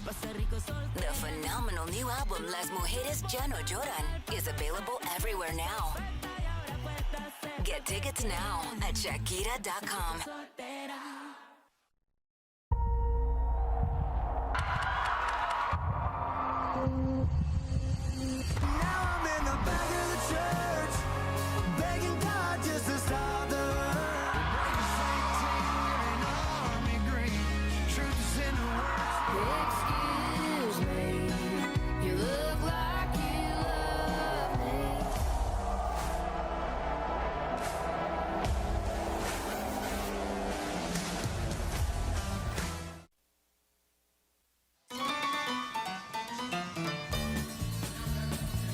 There's the Arkansas fans. They're already set to go. Globe Life Field. They're just practicing their hog calls. They are exactly what they're doing. They're practicing already, getting warmed up. Looks like they're sitting with some Michigan fans supporting the Wolverines. It's Michigan, TCU right now to start the weekend. Tomorrow night, TCU in Arkansas. We expect that to be the most heavily attended game of the weekend, but 4 teams, 6 games. What an awesome weekend. The second week of the college baseball season as Greg Pace Jr. swings and misses at a Cademan Parker fastball. There's a lot of offense early. All 4 runs in the first 2 innings. Since then, Pat, as Parker misses inside, both pitchers really settling down. Yeah, they have, and it was kind of a crazy start to the game. Of course, the home run by Voit got things going for Michigan, but TCU started the game out with the first run of the game, and it has been all Michigan since. But both pitchers, as you mentioned, Ben, have done a good job settling in and really commanding the zone well. A couple of really good defensive plays to back both pitchers up. But Cademan Parker now coming into the 5th inning, 56 pitches, 37 strikes. The 1-2 bounces a curveball in the dirt. Cademan Parker had a 1-2-3 third and 1-2-3 fourth, even though it wasn't necessarily clean. 2-out single from A.J. Roush, but Sam Myers threw him out at second off a wild carom off the leg of Cole Kramer at second. That Joss misses on 2-2. Pitchers are doing all this, Pat, despite Mike Morris having a very consistent, somewhat, it's been a very fair zone, I'd say, so far. Yeah, so far. I think there was one pitch missed last night with Vigu, but that pitch just off the plate. Morris has been consistent. Swing and a miss. Back to the fastball for Cademan Parker, his 3rd punch out of the day. Yeah, that ball had a lot of run on it. See that pitch start out outside part of the plate, just runs back towards the middle. That high spin rate fastball and just kept its plane, and Greg Pace Jr. swings right through it. Top of the order for Jonathan Kim, a base knock in the second inning. Boy, so impressed with this guy. He is started the year hot and just continues to swing it well. He stays hot. Little jam shot down the left field line. That got past Myers off a weird little bounce down by the netting past third base, and it is a two-bagger for Jonathan Kim. How about that start, Pat? 11 hits in his first 21 trips. Yeah, outstanding. Of course, returning starter for the Wolverines, and had high expectations, but did not put, you know, the hitting pace on like he is now, and that ball just kind of fights it off. Fastball that got in on his hands, and he didn't even start out of the box on time. He was waiting to see where that ball was going to go, and then took off. Did a good job of fighting that fastball in on the hands, and he earns a double out of it. They celebrate their doubles in that Wolverine dugout. Jonathan Kim having a lot of fun. Slider outside to Cade Laidhoff. And you can't blame him, who's one of the most prolific hits men so far in the first 4+ games of college baseball. Sets up Laidhoff. This guy can mash as he takes a healthy cut at a cutter off of an amazing season at New Jersey Institute of Technology. NJIT was the America East Rookie of the Year, led the conference in hits and RBI. Yeah, stayed hot over the summer too, and pounds that in the dirt, but it's just foul. 1-2. He earned MVP honors at the Perfect Game Collegiate Baseball League, and just continued to put together big numbers. They have carried over here at Michigan. A couple of home runs already on the year, and a lot of pop in that swing of his.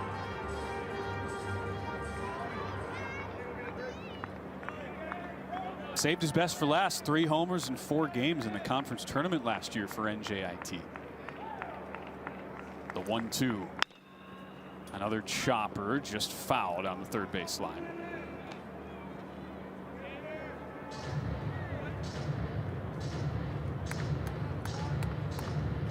That's a good look at Colt Griffin, new third baseman this year for TCU, who tied for the Big 12 lead in fielding percentage last year, but have really struggled in the field so far. 7 errors in their first 4 games.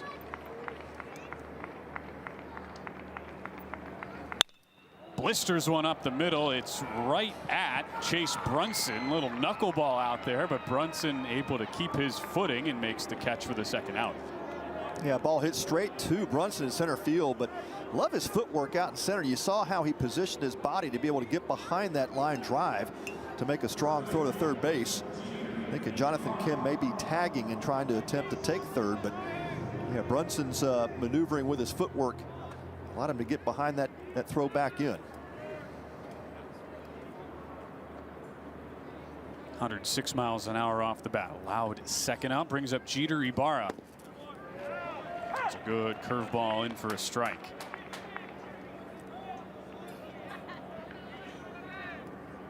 And the one thing that's brought in Caden and Parker a lot of success after the struggle of a start has been his ability to power strikes.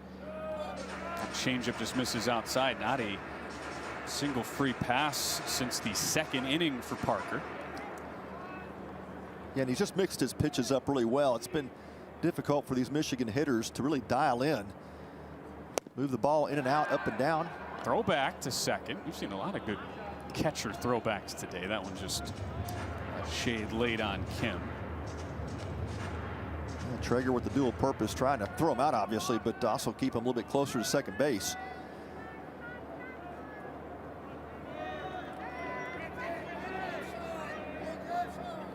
Two and 1 to Ibarra. Throws him with a curveball, and it's 2-2. Yeah, Parker with a lot of confidence in that pitch. See him throw it behind in counts and does it yet again. It's just so difficult when you're expecting fastball and you get that breaking ball. He has frozen a number of hitters in that pitch. Served to the right side, right into the shift. Colt Kramer playing it perfectly, takes it on a hop and ends the 5th inning. Both pitchers in a groove. It stays 3-1 Michigan as we head to the 6th.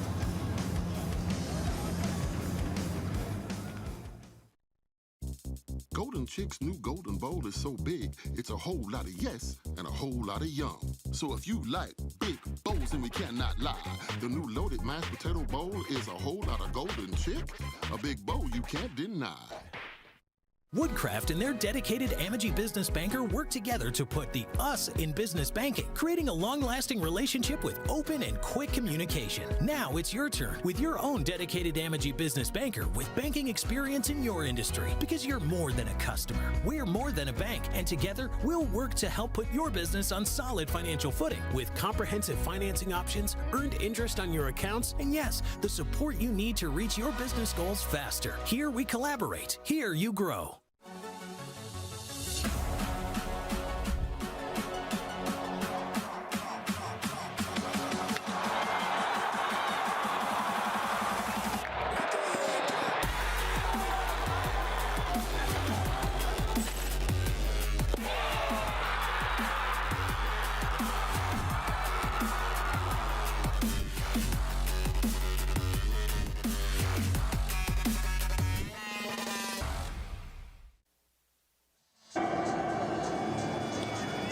We're back in Arlington, Texas, where the Amagi Bank College Baseball Series presented by Kubota continues during the midweek with a top 25 matchup. Number 3 LSU taking on 20th ranked Dallas Baptist. It's this Wednesday at 7 p.m. Central. Catch all the action right here on Flo College.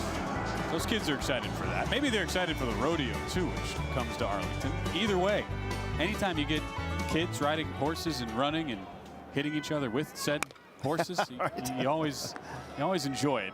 As the first pitch is grounded to the left side, Chase Brunson grounds out to short, and Dylan Vignew remains in an unbelievable rhythm. Just 81 pitches as he starts his 6th inning of work. Yeah, he has really calmed down and really found that groove, and outstanding job by Vignew to settle into this game and really keep a high-powered offense in check.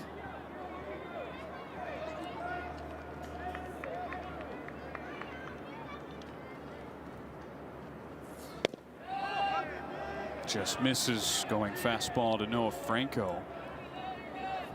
Only twice last year did Dylan Vignew get through 6 innings. And a big reason why he struggled to go deep in games was the lack of control. More walks than strikeouts last year, but clearly a different pitcher now as he pumps a fastball in for a strike. Yeah, there's been a few times his body language has suggested he wanted to pitch, and it's difficult when you're all around the plate as he has been. Tough on the umpire, Mike Morris, but that looked like a strike as well. But it's hard to catch, sometimes hard to call a game when you've got good stuff that's all around the plate. 2-1 to Noah Franco, leading in the first out position after Chase Brunson led off with a ground out. That would be a definition of hard to catch. Right. Some balls sailing on him, yeah. I think that might have been a little bit of a frustration pitch from Vignew.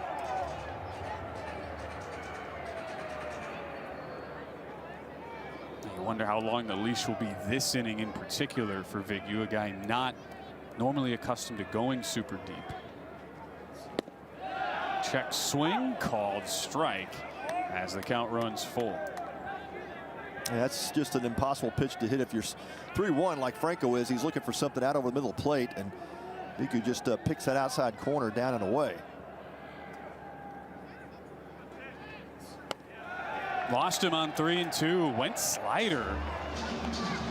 A rare 3-ball slider from Vignew, and it's the 7th walk today, which makes his versatility and and the efficiency he's shown outside of that pad even more impressive when you consider all the damage has been a result of walks. Well, that's right. And if you would have told me an opposing pitcher has 7 walks against this TCU lineup and they've only produced 1 run, I'd have said you're crazy. There's no way that's going to happen.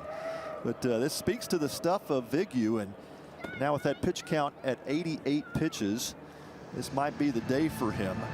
Only 2nd start of the season, so as you think about stretching pitchers out, first weekend to first start, you're trying to get anywhere from 65 to 75 pitches. And that 2nd week, you look to kind of get build up to 90, but starting to see maybe a little bit of fatigue with Vignew.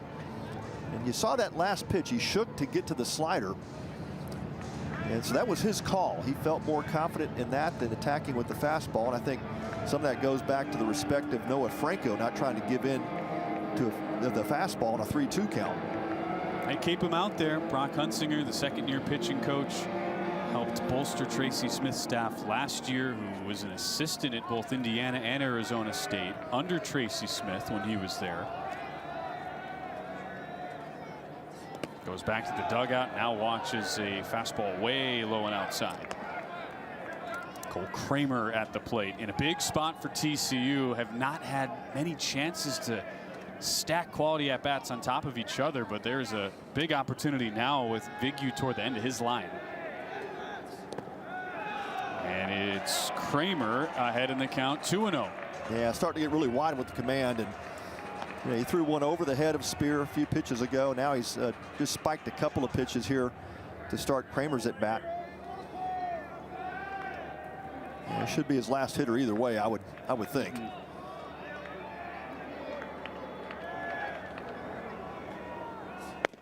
Taking all the way in there for a strike.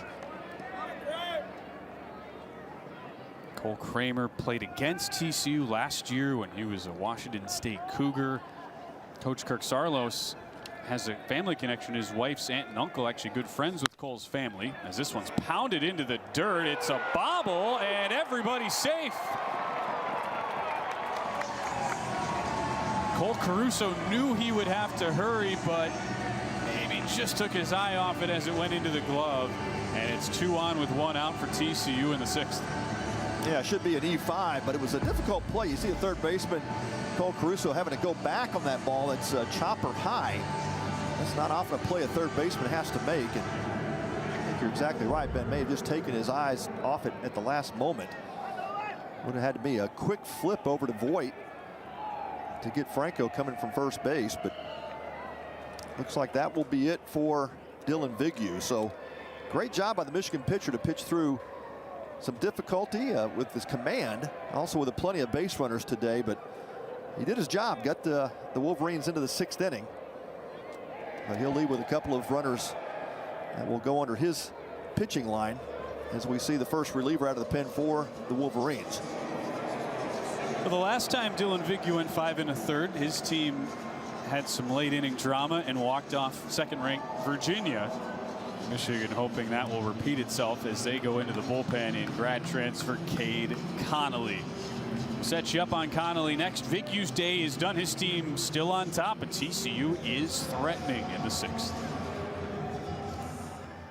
Curley celebrating 30 meters out. 5,000 meters on the track, ready to roll. Collegiate national lead. In the close there on her inside, but it looks like Shaki could take this front to 200-meter final. Brad Fisher, the American record holder. This is super Cuban. But Holloway crossed the line. He's only 3 100ths outside the world record.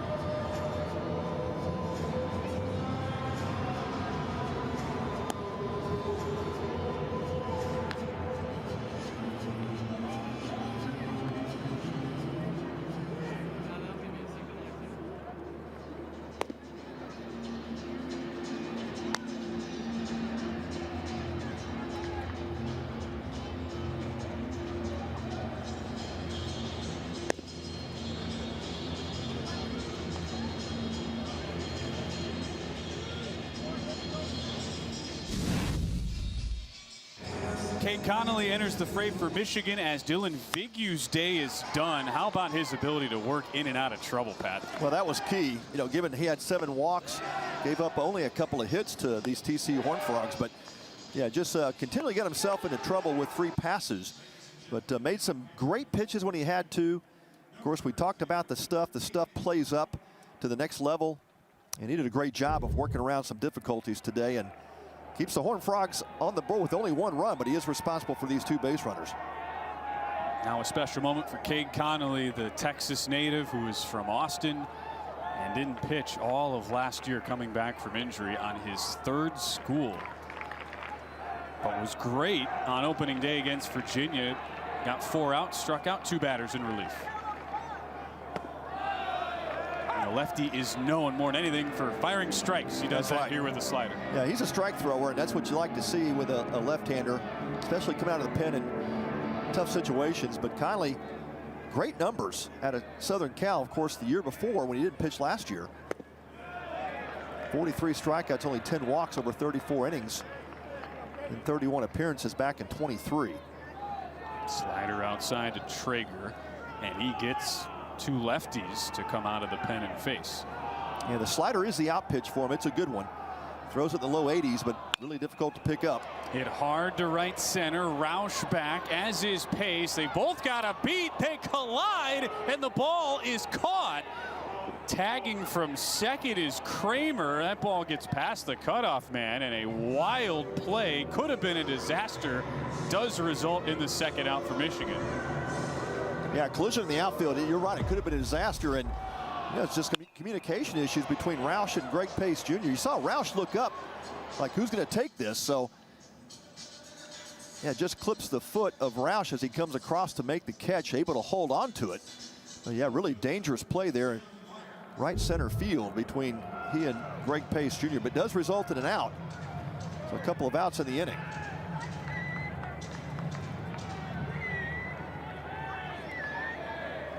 There was a moment there where Noah Franco thought about attempting to score from second, and you just wonder with how that ball got past the cutoff, could he have actually made it? Either way, runners at the corners now, and Sam Myers digs in. Yeah, Roush got to his feet right away, was able to get the ball back in. A little bit of a height advantage for him, probably allowed him to make that catch with Pace coming in behind him. Totally retooled fielding for Michigan, just 3 returners from last year. There's a called strike. Slider looking awfully impressive early in this appearance by Connolly. And that's what the left-handers are going to see mostly from Connolly.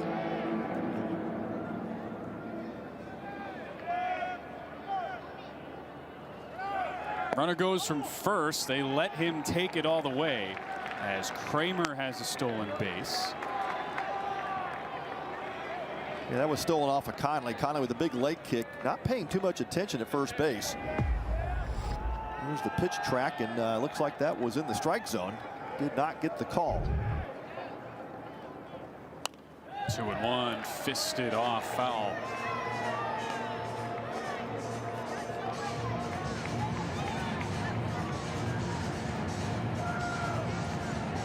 Michigan rode early offense to take a 3-1 lead. Since then, they've had the support of good pitching, elite defense. A huge spot, though, toward the bottom of the order against a guy who's been so clutch for TCU over the years, Sam Myers. Watches a slider, not close, count runs full. Well, first base open, so Connolly can throw whatever he wants here. I think he's going to go back to his signature pitch, that slider. Does not want to give in with a fastball to Myers.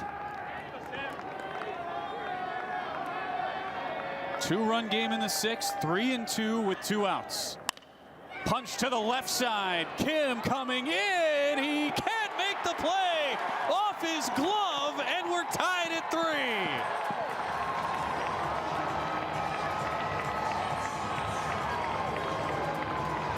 Well, Myers gets the fastball and does exactly what he needed to do. Hits the line drive to left field. Looked like a play that Jonathan Kim was coming in to make. Probably should have made, but yeah, you can see him adjust his footwork as he's coming in, and ball in his glove pops out on the slide, and yeah, he'll wish he could have had that over again. That was just a play that he'll feel like he should have made. But instead, the Frogs tie this game up on that liner off the bat of Sam Myers.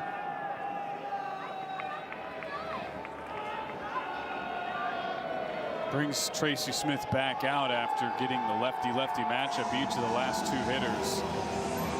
Tough half inning for the Wolverines, who should have been out of it. Myers never should have come to the plate. That E5 by Caruso comes back to bite Michigan as both of those runs go unearned on Dylan Vigou's tally, and it's back to the pen with Will Rogers coming in. Yeah, we often talk about it. It's difficult in this environment. You know, players coming here, especially Michigan players who have not played in this stadium before, as Jonathan Kim could attest, that, you know, it's just a difficult place when you're picking up balls from that second, third deck. It's just a different line of vision. Connolly is out. Will Rogers is in. Faces the uber talented Anthony Silva when we return in a tie game.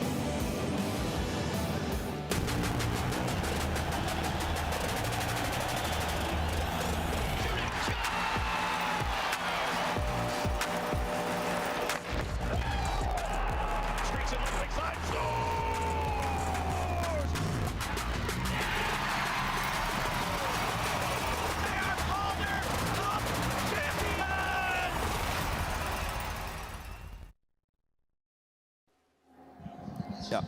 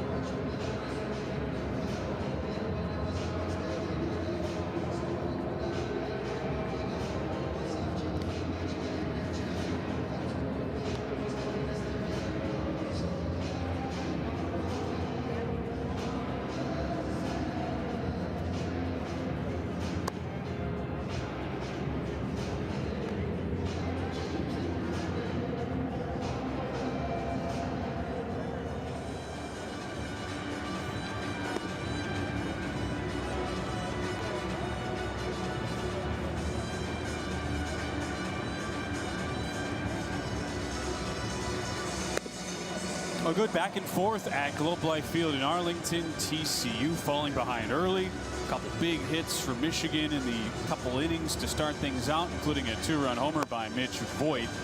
But a rally in the 6th, 2 runs unearned, chase reliever Cade Connolly from the game, and that brings in Will Rogers, who was electric. 4 innings to earn a save on Monday in his first appearance of the year, attempting to put out the fire as Anthony Silva comes to the plate. Yeah, Will Rogers, a two-way standout for Michigan, and catcher by trade.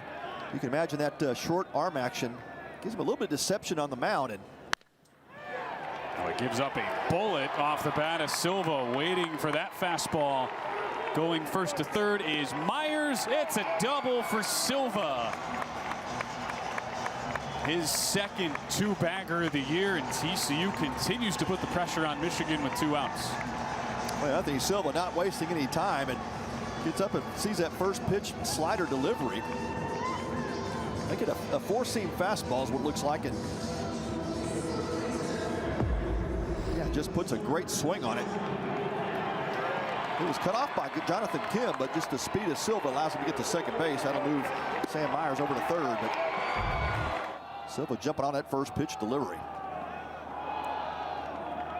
Huge opportunity for the freshman they call Stroh. Takes a called strike, does Sawyer Stroh-Snyder from Brock, Texas. But Kirk Sarlo said back in the fall has some of the best tools he had seen out of a position player since he'd been at TCU. And Kirk Sarlos has been at TCU a while, was an assistant for 8 years, starting in 2013. Chop to the right side. Tough play, and it gets under the glove of Ibarra. 2 more Horned Frogs score as they've put across 4 in the 6th inning to take the lead. Well, a combination of a walk and a couple of now errors. The Michigan defense has let their pitching staff down a bit. That's a ball that Ibarra should have made at first base, and that'll result in 2 more runs. So TCU taking advantage of some poor defense this inning.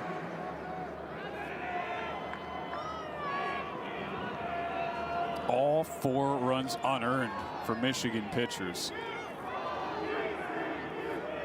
And It's now the top of the order. Colton Griffin and the Horned Frogs with all sorts of momentum as that fastball misses inside. They did rule that a single, but you're spot on, Pat. Play that has to at least be knocked down or gotten a glove to on in the infield.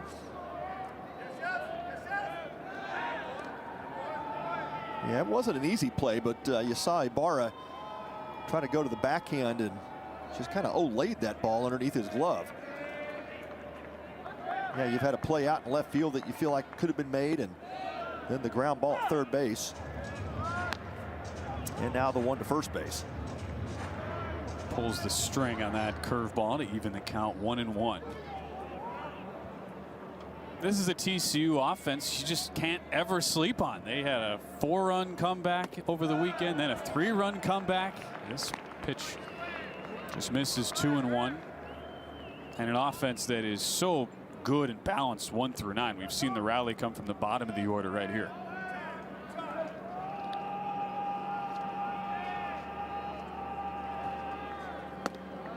Big, slow curveball in there for a strike, 2-2.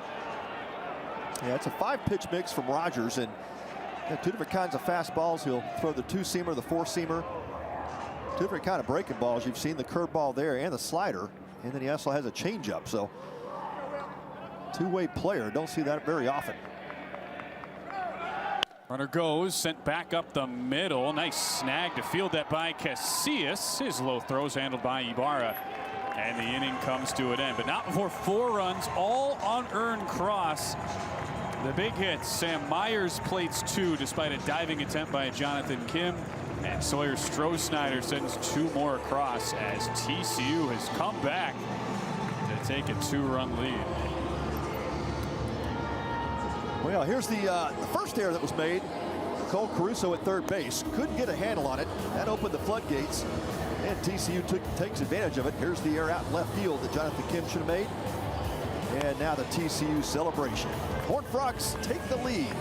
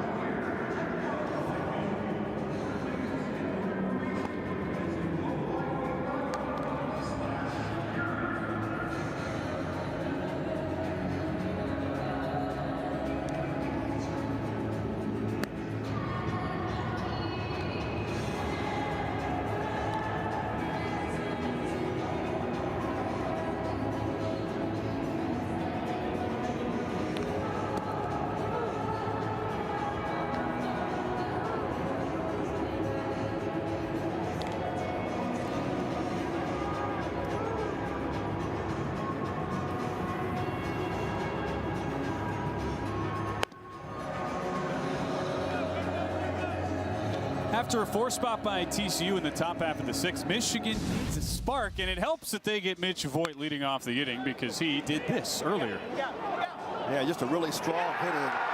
Opened up the scoring for Michigan early with that 2-run bomb, and it's been a little light going for the offense since that swing, but Mitch Voigt getting the Wolverines off on a good foot today. Heart of the order for Michigan, starting with the first team all Big Ten two-way player a season ago. Now just an infielder playing at second is Mitch Voigt. And takes a slider in there for a strike. Facing starter Cademan Parker now for the 3rd time. Just 72 pitches as he enters his 6th inning of work.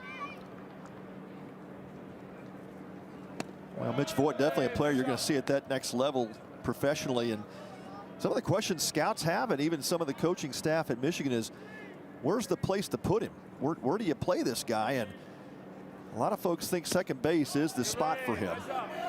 He's very versatile, very athletic, but he has played really well at second base to start the season.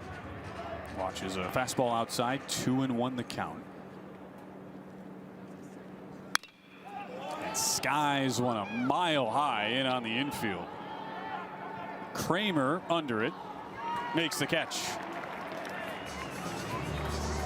And that ball was popped up towards the rafters here at Globe Life Field, and Good job by Cole Kramer to get himself underneath it.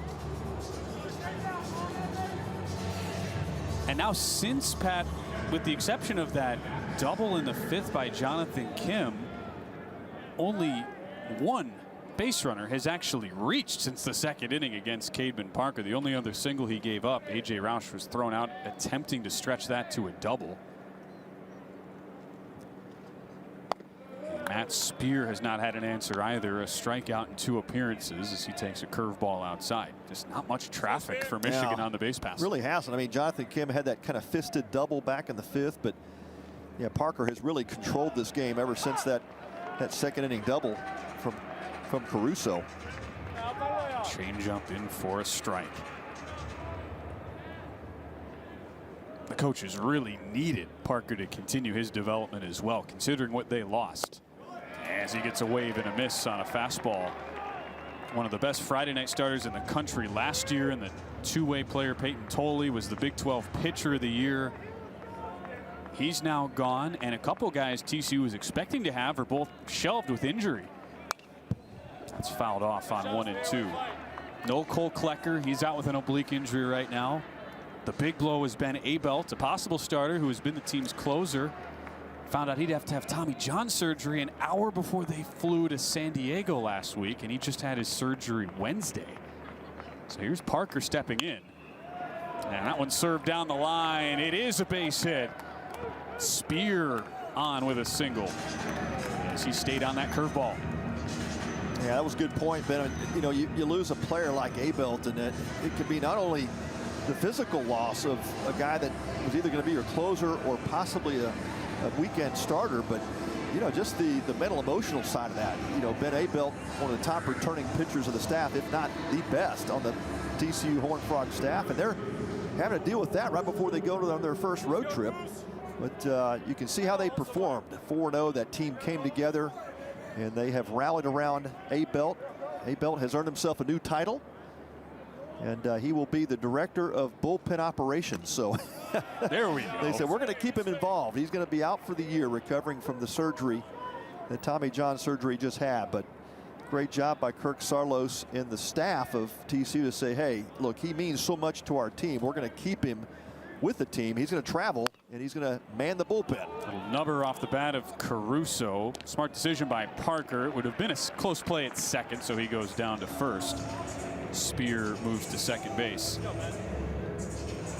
There's a look at that TCU bullpen starting to mill about down there, and there's you see Abelt. Abelt. He's got the sling on his, bracing on his left arm. But Coach Kirk Saarloos has really emphasized the way his pitching staff has stuck together. The guys who've gotten opportunities, they threw a half-dozen freshmen over the weekend in San Diego, have been super resilient. When you have 4 guys overall who they were expecting to have in some sort of way, including 2 key guys both out, as that curveball is just inside. It's not a guarantee the guys you find will just automatically duplicate that success. That's right. Yeah, you could easily say, you know, does it put more pressure on the starting rotation now of TCU to, now that Abelt is gone for the season? You can certainly think that way, but as Kirk Saarloos will say, we've got plenty of great arms, a lot of depth. He said probably more depth that he's had on that staff than, you know, as long as he's been here. So yeah, the talent's there. Now it's just a matter of getting some of these young arms out to the mound and seeing how they'll respond here on the big stage at this D1 level. Benny Casillas slicing one foul for the second straight pitch, and it's 1-2.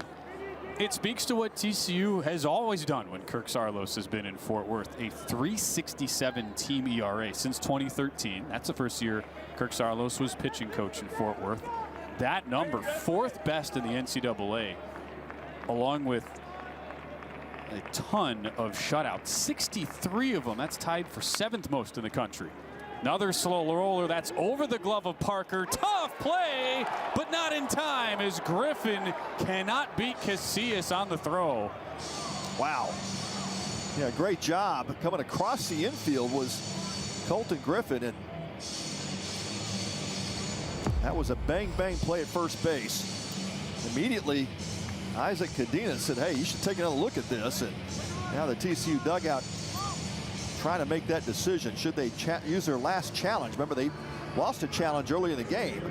The play at third base when Traeger was trying to advance on a wild pitch. So TCU looks like they will keep that challenge in their pocket. Kirk Saarloos going back to work to call pitches. And now Michigan with an opportunity, men on first and third. Based on the first look we saw, Pat, seemed like it was either tie go to the runner or Casillas cleanly beat it. It was a very close play, and now it's first and third for Michigan with 2 outs. Yeah, one last look at that last play, and Caruso busted it down the first baseline. Yeah, it's really close, and probably one you can't overturn. A.J. Roush watches a curveball just outside.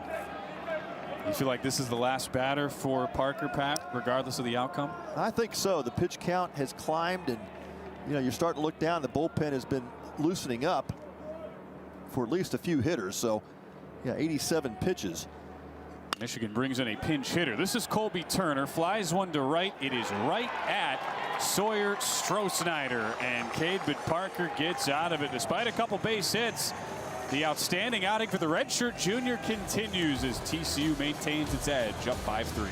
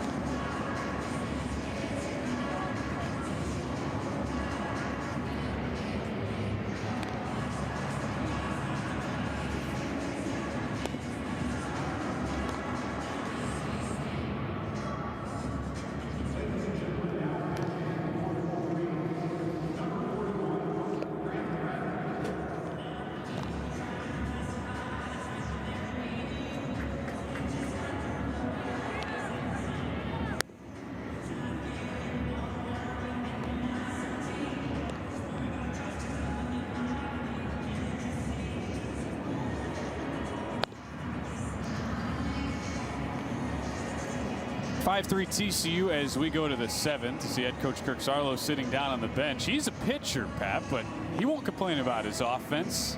11 homers in the first 4 games, tied for 4th nationally. And all 3 guys we'll see to start off this inning have all hit 2 already this year.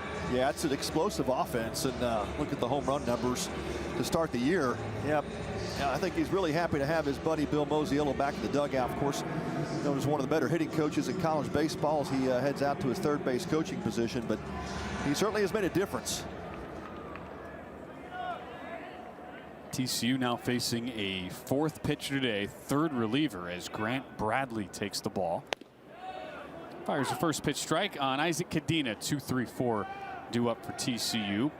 And a really exciting future Michigan has with the freshman from Brooklyn, Michigan, Grant Bradley, D1 Baseball's Big Ten preseason freshman of the year. Yeah, it's a big arm, but even better than that, just the command, the composure that Bradley brings as a freshman. And yeah, very projectable to be in this Wolverine rotation at some point. If not this year, certainly next. But he had an impressive fall. Led the Wolverine pitching staff in some of the categories, and brings a 6'3", 205-pound frame. He'll feature a fastball low 90s with a slider and changeup. That curveball did not miss by much. 2-1 count to Cadena. Bradley's only faced 1 batter in his collegiate career, and it was a strikeout against Virginia. It's a foul tip. If it was me, I would have just retired, hung it up. That's but right. Grant Bradley has a lot more strikeouts coming his way. No doubt. It's a live arm, too. You see a lot of late movement on that fastball. Tailing away from the left-handed Cadena. The 2-2. Didn't get the tail he was looking for as it stays inside. TCU scoring 4 runs in the last inning.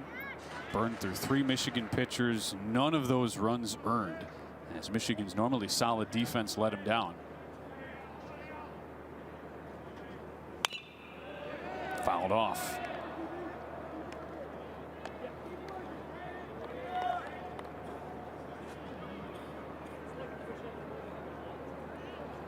Bradley looking into the glove. It was only 1 error last inning, but a couple misplays.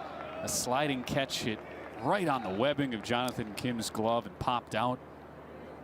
Jeter Ibarra had one go under his glove, and now on 3-2, a changeup from Bradley, and it plunks Cadena, who's on base for the 3rd time today, even though he doesn't have a hit. And that one catches him in the lower part of his calf. That's gonna hurt, even though it's a changeup. Yeah, he's starting to limp around a little bit like, oh man, not a good spot to get it drilled. And yeah, interesting pitch selection there, going to his 3rd pitch on a full count.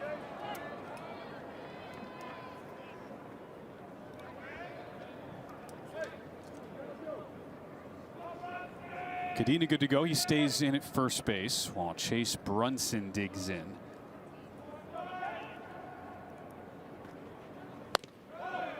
Takes a fastball just outside. Quiet start to the weekend for Brunson. 0 for 3, a strikeout, a double play ball, but that's a player they specifically feel like, with Bill Mosiello now taking control of the hitting, that Brunson will just explode after a solid freshman campaign. Yeah, check swing. Caught a piece, yeah. Just a tiny piece there of that handle, and it's 1-1. Guy in Brunson who did not play at all in fall ball, had a back procedure, but basically served as an extra coach along with Carson Bowen, the normal starting catcher who was dealing with blood clots. Yeah, Brunson really kind of fits that Mosiello TCU prototype. He's big, he's physical, hit the ball out of the ballpark, but very athletic. You know, got some good wheels. He can do a lot of things.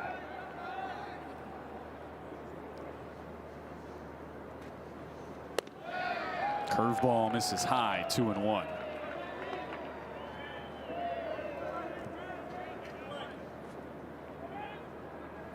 If you're a freshman like Grant Bradley, not easy to come in middle of this TCU order that can catch fire in an instant.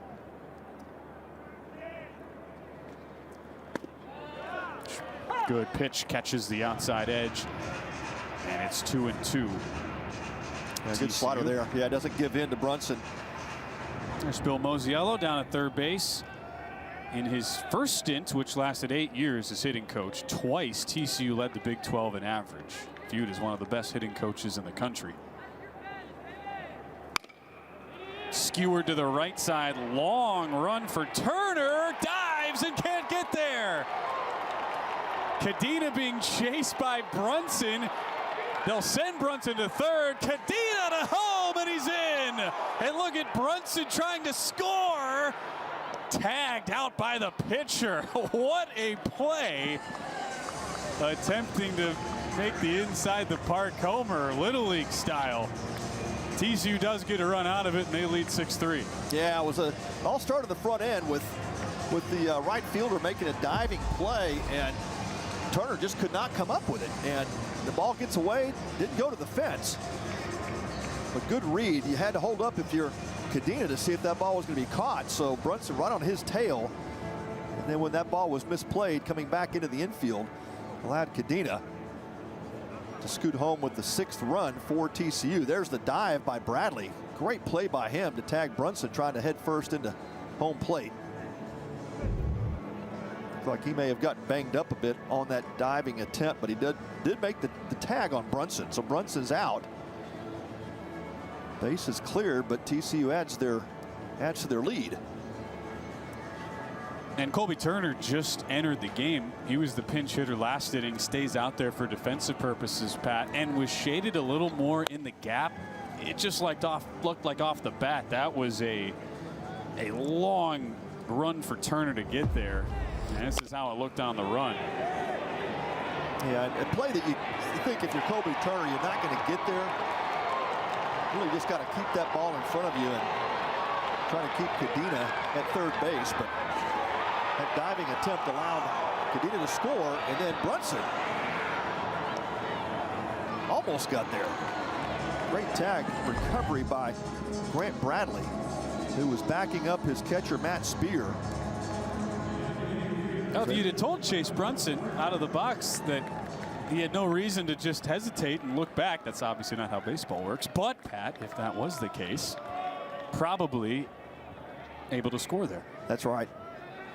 If only you could just play with the unencumbered zest of a base runner. That's it. And I think it was a good risk on Brunson's part. You know, he had to make that split-second decision after the ball got by the catcher. Bradley was stationed about 10 to 15 feet away at the time, but when it got by Spear, it popped right to Bradley. Heads up play by the pitcher to back up, be in the right position, and then make the tag on Brunson. Now Noah Franco takes a changeup down. Training staff did go out to Bradley. That was an awfully athletic play on the full dive stretch to make a really good tag on Brunson. And now he has Franco down in the count 1-2 after the foul back. Well, Brunson does get credited with a triple. Oof, that won't feel good. There's a turf burn on the left elbow of Bradley. At least it wasn't his throwing arm.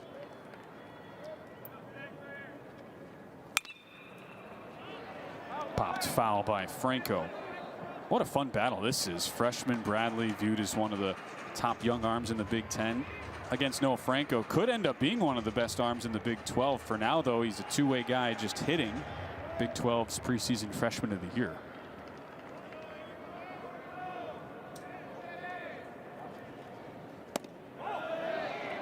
Froze on a changeup, but it barely missed. 2-2.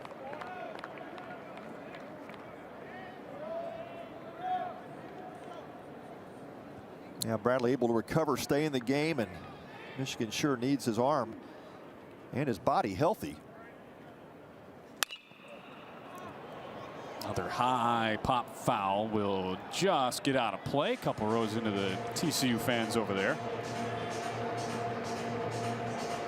Well, Bradley is 92, 91 on the fastball, but it looks faster than that. He's got one of those high spin rate fastballs and really holds its plane well. You see Franco having some trouble trying to square it up.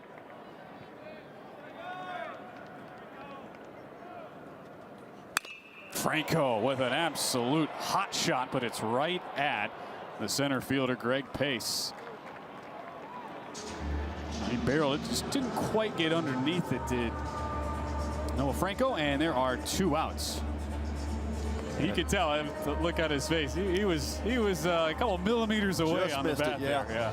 Yeah, he was just out in front of that slider and hit the barrel with it, but just a little bit out in front of it. It's been quite the adventurous inning for Grant Bradley on the mound. At least able to calm himself down after that out. And Cole Kramer just holds up on a curveball in the dirt.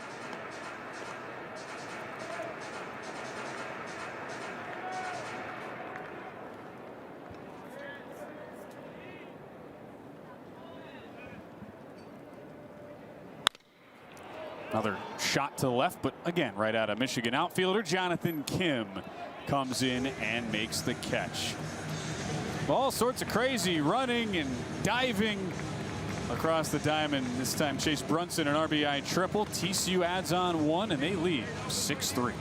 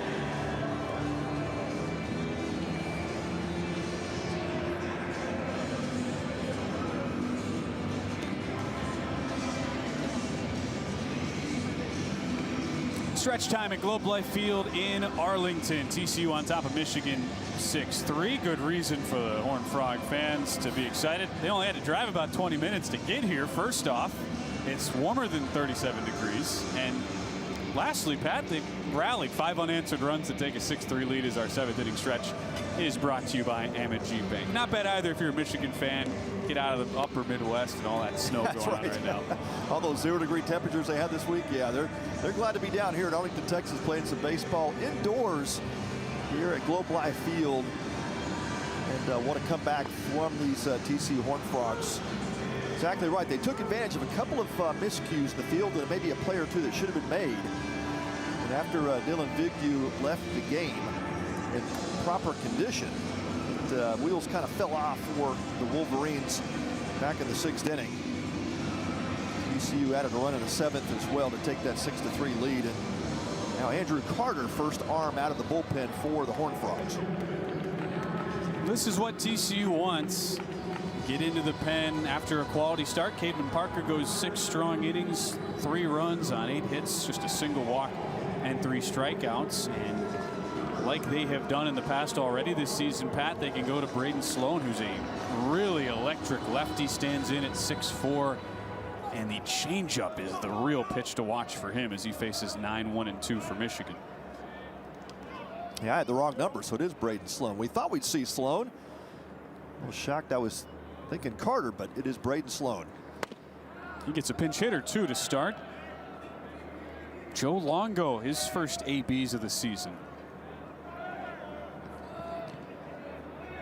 And we saw a plus changeup from Caden Parker. Braden Sloan has one of those plus changeups. It is nasty. Has some good downward movement to it, and that is definitely his out pitch. But can't forget about his upper 80s, low 90s fastball either.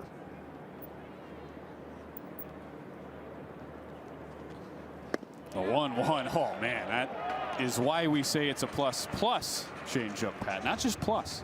That's right. There are 2 pluses on the pro scouting reports behind that changeup. Nasty at 77 miles an hour. Not a easy pitcher to face. Your first AB of the year for Longo.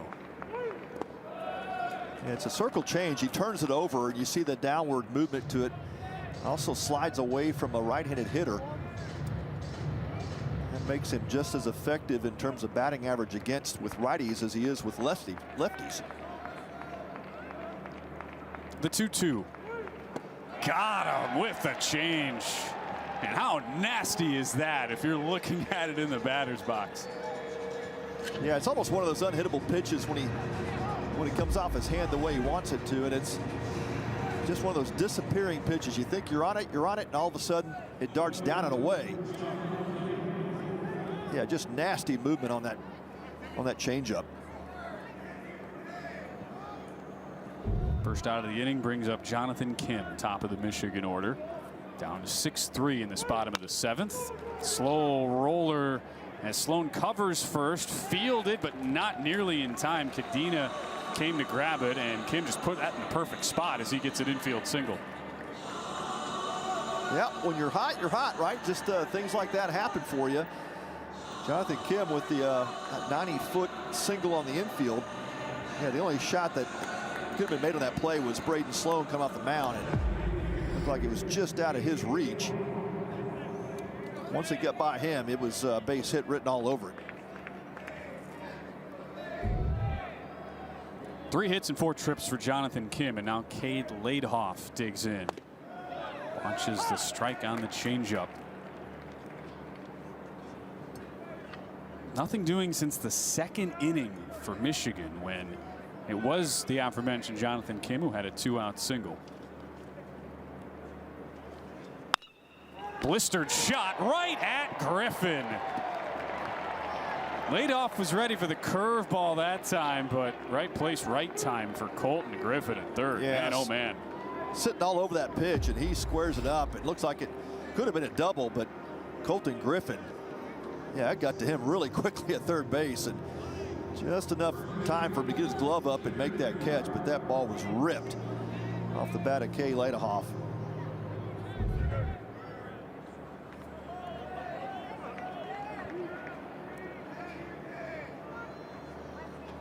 Now Now Jeter Ibarra chops one back up the middle. Right to Anthony Silva, who makes the play. Solid inning of work. Braden Sloan out of the pen works out of around a infield single. And as we head to the 8th, it's TCU on top by 3.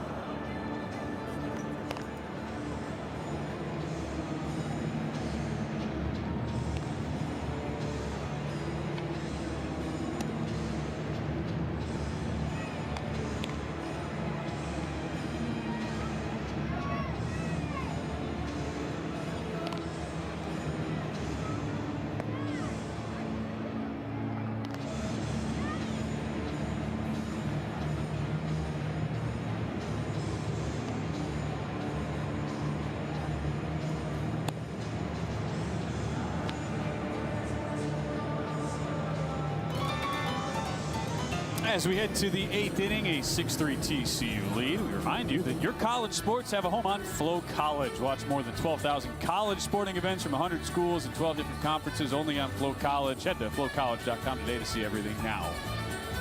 A very collegiate activity going down on the field there. You can maintain your balance, you win a prize, right?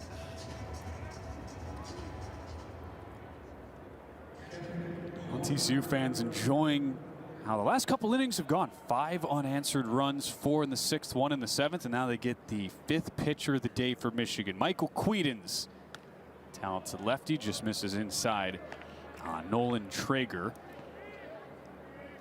Yeah, Quedens not going to overwhelm you with velocity. Sits in the upper 80s, but just real good pitchability. Has a low 70s breaking ball. Changeup, mixes his pitches well. One of those guys that's just really comfortable in his skin, not having to throw 95 to get hitters out. That changeup misses though, and it's 2-0 to Traeger. Was that an adventurous day out there? Walk, double, was caught stealing on a wild pitch in the dirt.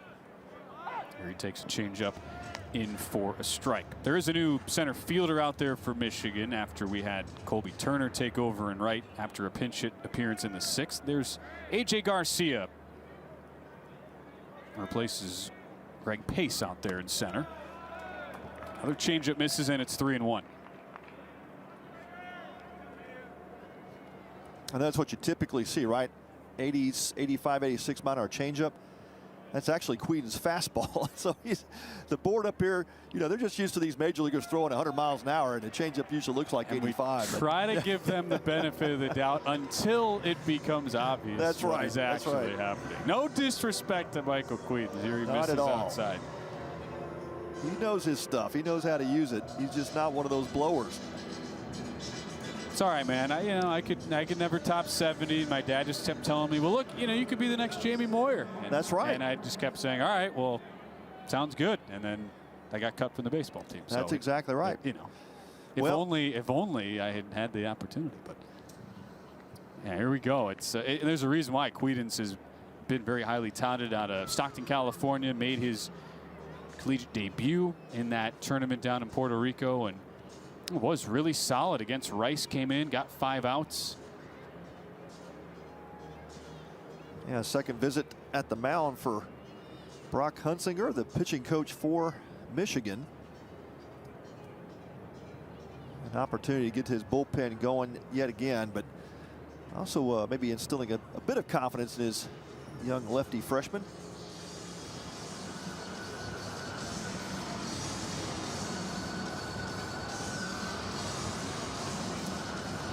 Michigan has had to work around a lot of walks as a staff today. 8 walks. 7 of them from Dylan Vignew, who did not allow an earned run in his 5 1/3 innings.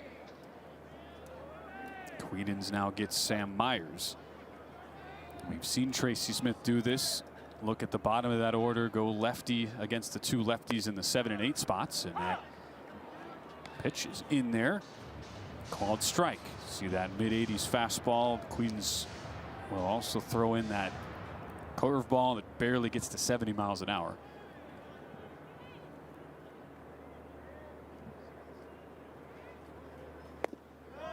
Yeah, Quedens is a good complement to a lot of these pitchers that are in that, you know, mid 90, upper 90 range in terms of velo. You bring a guy in behind somebody like that, like Quedens, can come in with that, you know, upper 80s fastball and the low 70s breaking ball. That's just quite a contrast. Myers pulls back on the bunt, and it's a called strike. Cole Caruso down at third, playing awfully aggressively. Michigan has had some late game heroics already, and it's surprising 4-0 start to this season, but understand they can't afford to fall behind anymore.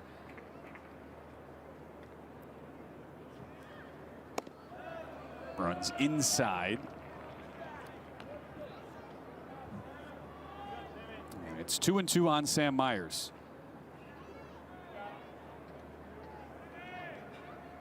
And you love these 3-game series. You know, it sets up like any other conference type series, but then you're playing 3 separate teams, so really difficult on these coaches and the coaching staffs to, you know, get prepared for 3 separate teams in 3 days. A lot of different scouting reports trying to play matchups with your bullpen and your starting pitchers, you know, how they match up against these different teams. So, yeah, a lot of maneuvering and matchup ball at this with these types of tournaments. That one's poked to the right side. A tailor-made double play ball. Voit to Casillas to Ibarra. That's the second time they've had the 4-6-3 double play, and there's that nice looking slider from Quedens. It's just like molasses getting to the plate, but it keeps hitters out in front. Well, that's exactly right. That's what happened there with Sam Myers. He was just out in front of that pitch, and nothing he could do with it. Easy ground ball, 4-6-3. Voit to Casillas to Ibarra.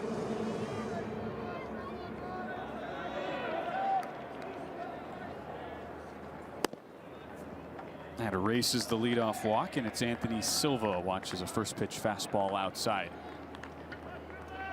Fascinating prospect is Anthony Silva. Going into last year, he was expected to potentially be drafted. He was a top 5 Big 12 prospect as he watches another pitch outside. Was a draft eligible sophomore, but struggled, did not duplicate his amazing freshman season when he was an All-American. Just 268, only 4 homers. Well, the coaches say as he works the count to 3-0 that he took a really big step back forward, not only at the plate, but also just as a leader. And now here he is, a junior, highly touted out of San Antonio, back for a 3rd year with the Frogs.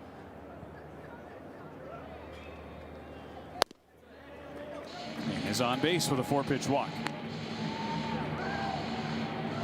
I mean, the luxury having a guy like that in your 8-hole after being more of a leadoff, heart of the order type, it's a huge feather in the cap for Kirk Saarloos to have.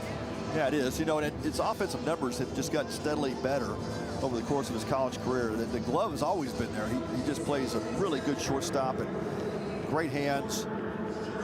You know, it's just really that, you know, you talk to scouts, they'd like to see some more offense. Silva now at first. That pitch in the dirt on the slow off-speed curveball to Sawyer Stroh-Snyder.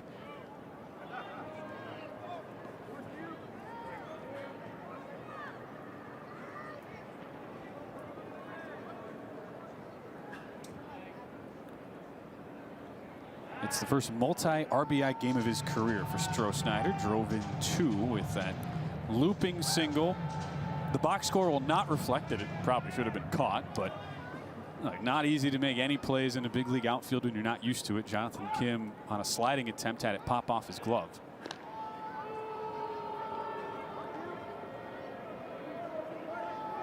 Look for Silva to try to pick a pitch to run on, and Whedon's not quick to the plate. Has that big leg kick and has some deception to his move, but not especially fast to home plate. Does find the zone here, and it's 1-1. As we've watched how dangerous this bottom of the order can be. Myers 7 spot, Silva 8th, Stroh-Snyder 9th. It just makes me think TCU is one of those lineups set up to take advantage of the smallest mistakes. And Michigan finding out the hard way tonight that you really do have to be buttoned up in the field if you want to beat TCU over a 9-inning game. Yeah, I got to bring your A game defensively, and for the most part of the game, Michigan did that, except for that 6th inning.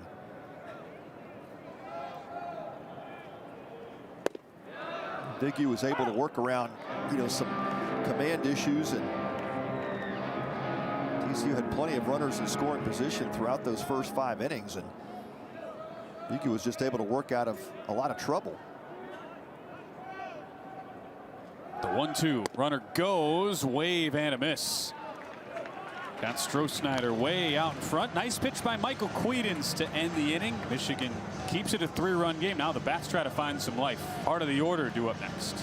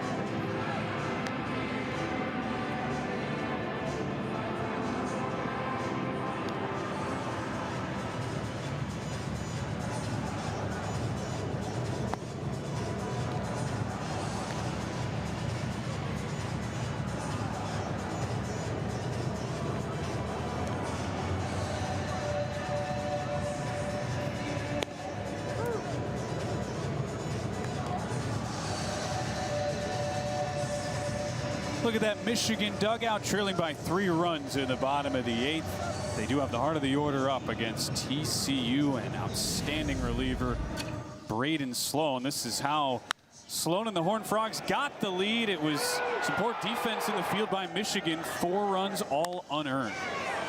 Yeah, and here's a line out to Jonathan Kim. It was in his glove momentarily. He just popped out. It was off the bat of Sam Myers. And things just got worse as the inning progressed. There was a play at first base that probably should have been made by Ibarra. That resulted in a couple of runs. And just like that, TCU took the lead. They do get their cleanup hitter, Mitch Voigt, at a 2-run homer back in the first. Fouls one off. It's turned into the heart and soul of this program. First team all Big Ten a season ago. They say it's more like Michigan baseball. That was out of the words of Tracy Smith, their head coach, when he talked with us. That's not just us trying to make some pun out of nothing. They do call it Michigan baseball. Outstanding former 2-way player. They feel like they're setting him up for success as he takes the curveball outside. Now as solely a hitter. Take nothing away, though, from those career pitching numbers, which were sparkling. 9-4 record, great walk to strikeout ratio in his first 2 years.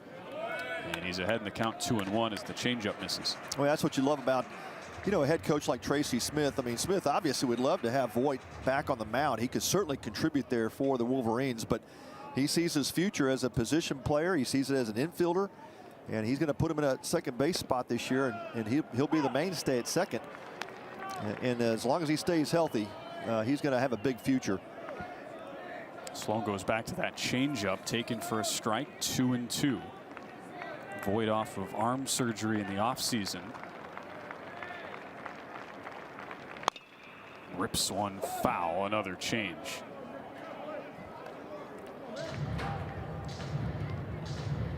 Mitch Voigt was actually recruited by the former staff, Eric Bakich, who we saw last weekend. He's now the Clemson coach. He left, wanted Voit to follow him, but this was the plan all the way for Mitch Voit to be a Michigan Wolverine, and he stayed true to his word, stayed with Tracy Smith, and has now become one of his most valuable players.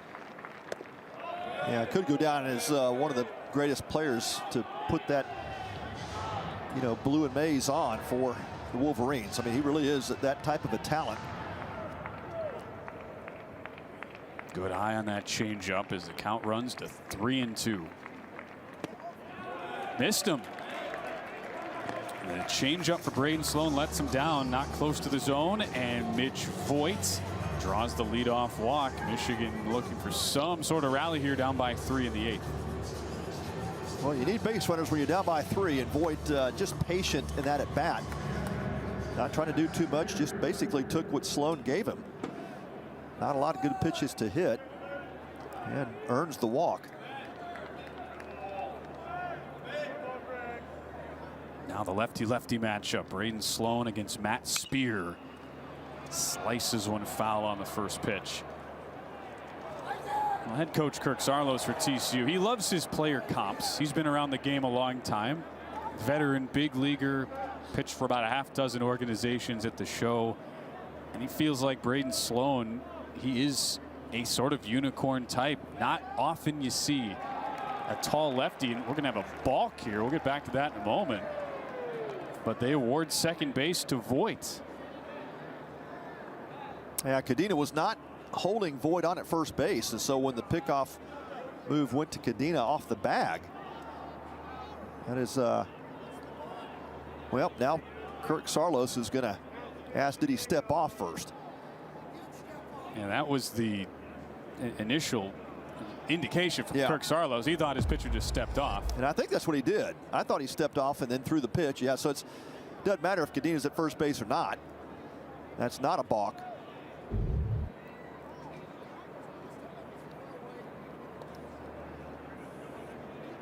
I was caught off guard by that too, just because you get so used to seeing the step off. That's right. That's fine. Yeah, the one thing, it was a little bit like that motion was all kind of in one. He raised the foot back as he started to throw. A little bit casual. That was the only thing from Sloan. Yeah, once that pitcher steps back behind the rubber, he can throw the ball basically wherever he wants to throw it. But a long conversation with our umpiring crew led by Mike Morris behind the plate. Blake Felix, Chris Kosky, Clint Fagan all out there. It's a good pickup by Kirk Saarloos. So he said, hey, if my pitcher steps off, he can throw to first base. Cadena doesn't have to be manning the bag at that point. So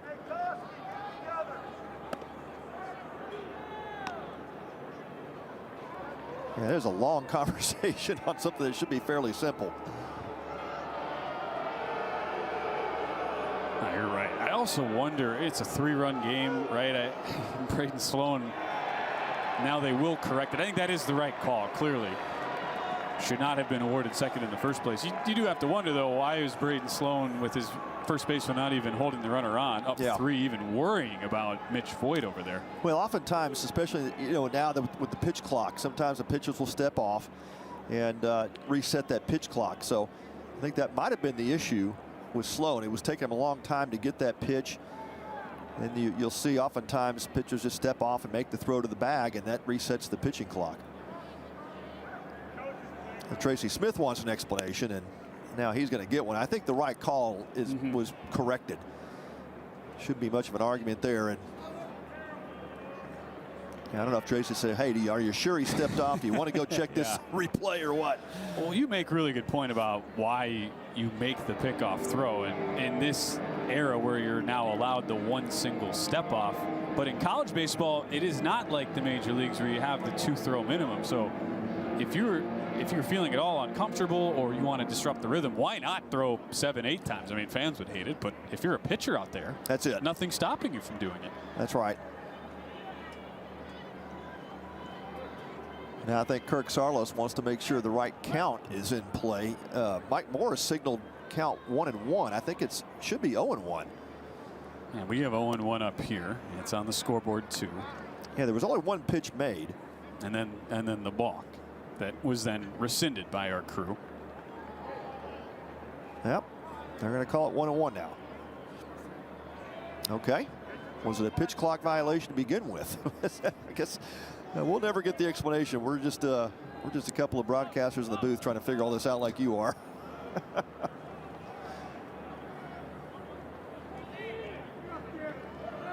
After all that, Mike Morris seems to be ready to go. It's funny, some of those boos were not coming just from TCU fans, but also Arkansas fans who are filing in droves. They are ready for the nightcap here as this pitch just misses. Yeah, that's the difference between Arkansas fans and LSU fans. Arkansas fans are here to watch baseball. The LSU fans are still in the parking lot getting ready for the game. Chopped to the right side. Cadena charges the underhand flip. How about that catch? Braden Sloan barehanded. No glove, no problem on that left hand. See, I try to explain to fans that pitchers are the best athletes on the field, and I get a lot of pushback on that, but what a play here.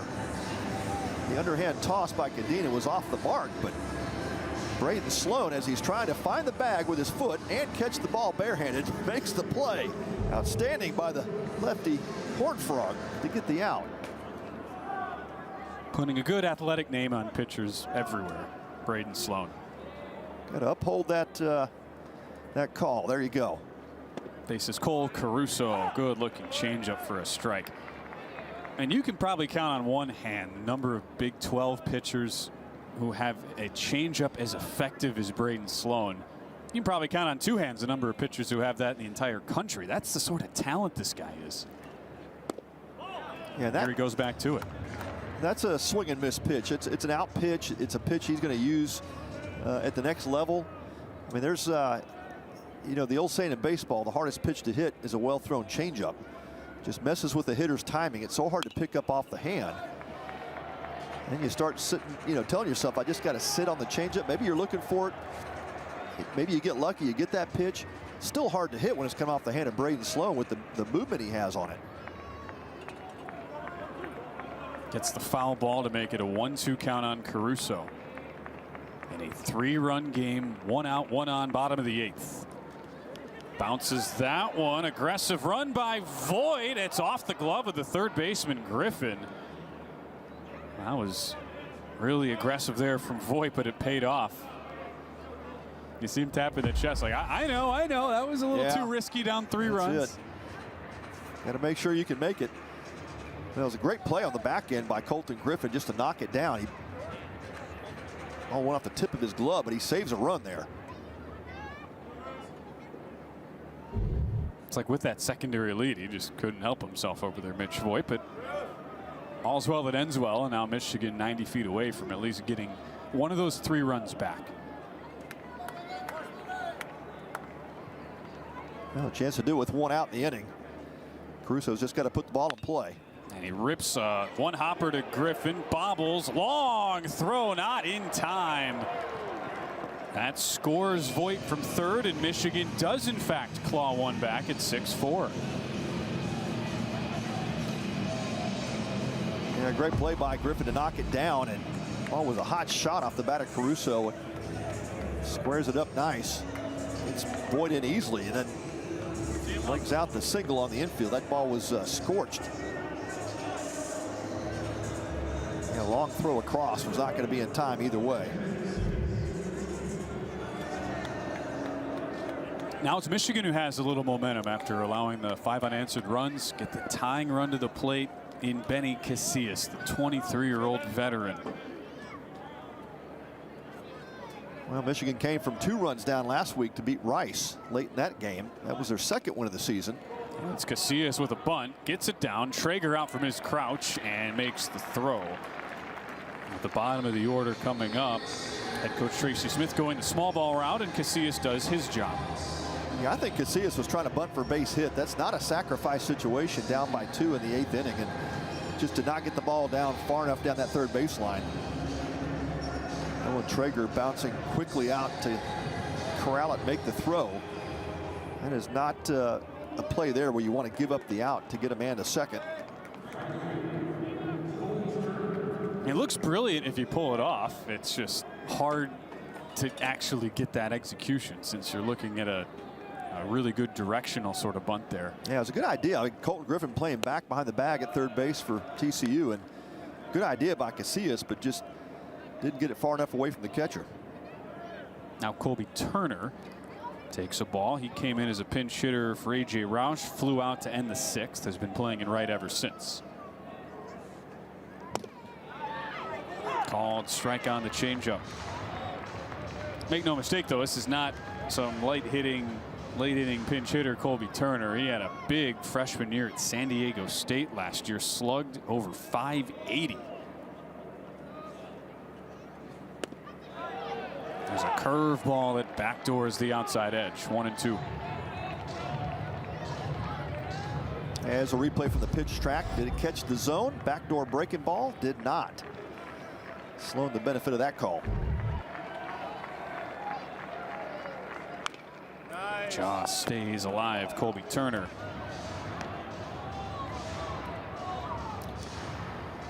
Well, Michigan has put themselves in a position that Tracy Smith would tell you right where we want to be. Even though you're down by a couple of runs, they have got the tying run at the plate late in this game against TCU. They are giving themselves a chance. Pickoff throw late on Caruso at second.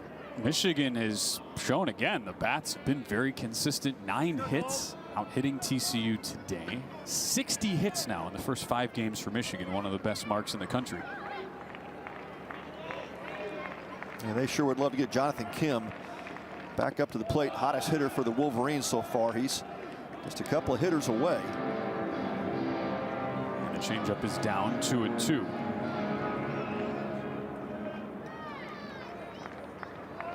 Michigan would bring a pinch hitter up. Robbie Hamchuk is in the on-deck circle. Swing and a miss. Got him out in front on the changeup. Tag not applied. Oh, the throw's wide, and the inning continues. Oh, man, a blunder by Traeger on what should have been a routine play to end the inning. Yeah, no doubt. I mean, the changeup down and away just bounces off of Traeger's glove. And you can see Colby Turner evades the tag, and then I think Traeger just wasn't prepared to throw it. Cadena had come off the bag as well. Didn't throw wide of first base. Will go down as an E2, so Colby Turner will reach on the strikeout and the error on Traeger.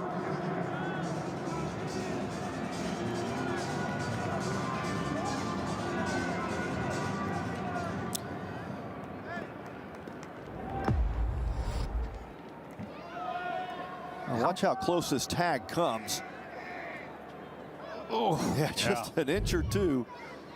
Great job by Turner to recognize that.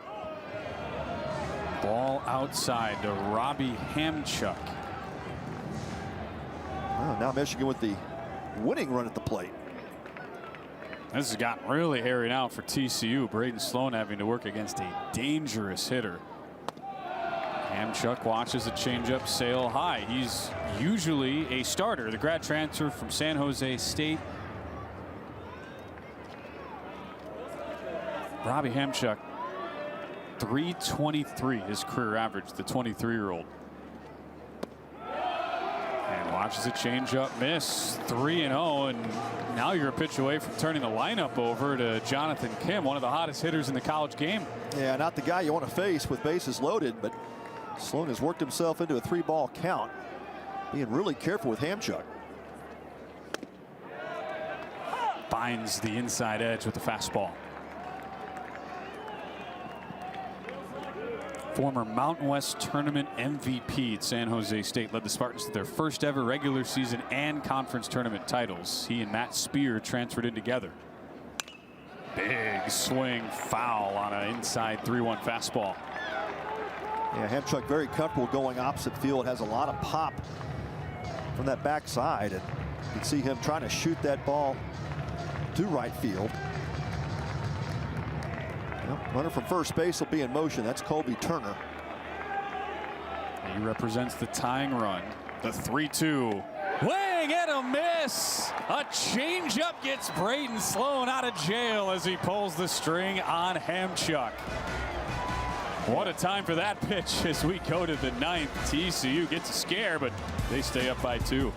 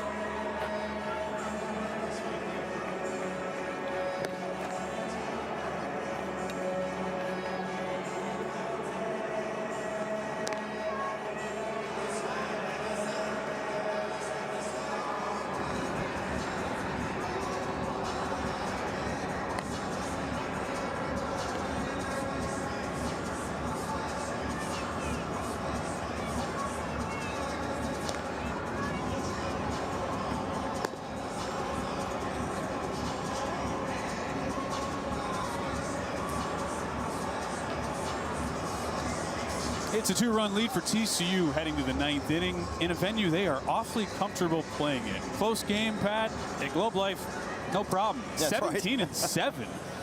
If they sweep this weekend, they will be the first team of the college variety to ever reach 20 wins at Globe Life Field.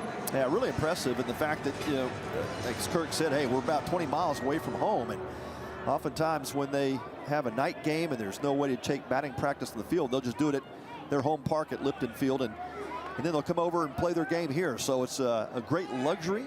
Get to sleep in your own bed, play in a big league ballpark against some great competition. Have had some crazy games here over the last few years as Jack Bell leads off the top of the 9th. Pinch hitter for Colton Griffin, who was 0 for 3 with a walk. Bell, the Texas A&M transfer. Launches a good slider on the outside edge. Michael Queen's back out there. His second inning of work. Worked around a couple of walks in the 8th inning.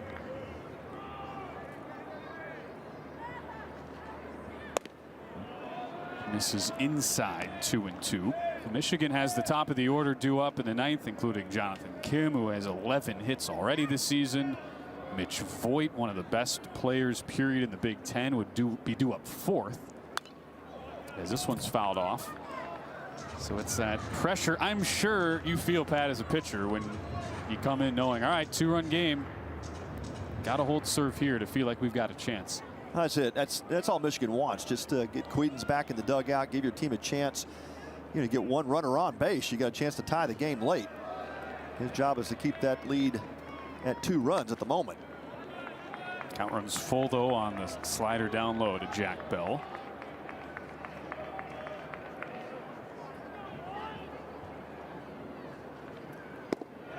And watches the fastball miss low. That is the 10th walk taken by TCU batters today as Bell is on to lead off the 9th. Yeah, again, TCU's offense, that's what they do to pitching staffs. They put a lot of pressure. They're very patient. When they get their pitch, they'll swing it, but they're just very patient hitters. And today it's been the combination of Dylan Vignew with 7 walks, and now Quedens with his 2nd. Isaac Cadina's had a couple of those walks. He's also been hit by a pitch and scored on that wild triple back in the 7th inning. Here he takes a called strike.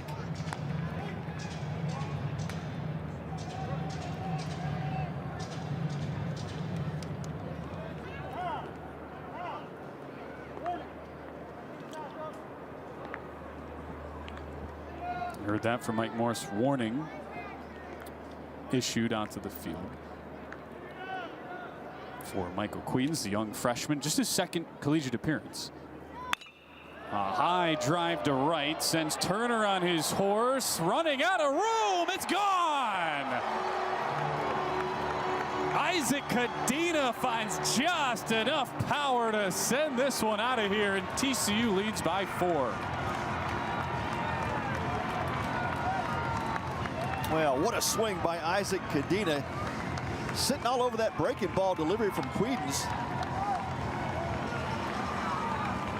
Kept his hands back nice. Breaking ball just kind of hung up on the zone, and in the zone on the inside part of the plate, and Cadena just puts a massive swing on it. Just did a great job of adjusting to that breaking ball, and he's pulling that runner's mitt out. Didn't need to put that on. Third homer as a Horned Frog already for Isaac Cadena. The pitch outside to Chase Brunson.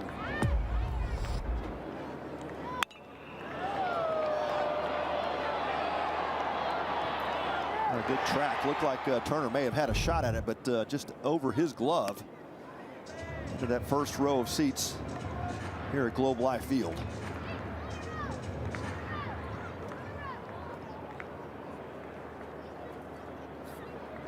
Bullpen gate open out there as Michigan has got some guys hurriedly warming up. That pitch a little inside. It's 3-0. There's some of the arms down there. David Lally Jr., who has been part of the weekend rotation early on, has gotten to start. Take Carey out there. Called strike on 3-0. But instant insurance for Isaac Cadena, and this 2, 3, 4, 5 part of the order, Pat, has now hit 9 homers between the 4 of them. Yeah, super impressive by this TCU offense, and that's the one thing that you can't do. You can't issue the free passes, as Quedens did with Jack Bell. It's sometimes not the home runs that kill you in the game, it's the walks before the home run, and it just happened, and now Quedens having some problems with his command. Chase Brunson now on base with the walk. I see that leadership of Mitch Voigt comes out. One-on-one convo with Michael Quedens before his matchup against the awesome young freshman Noah Franco. Good freshman battle here, lefty-lefty, as the slider misses upstairs.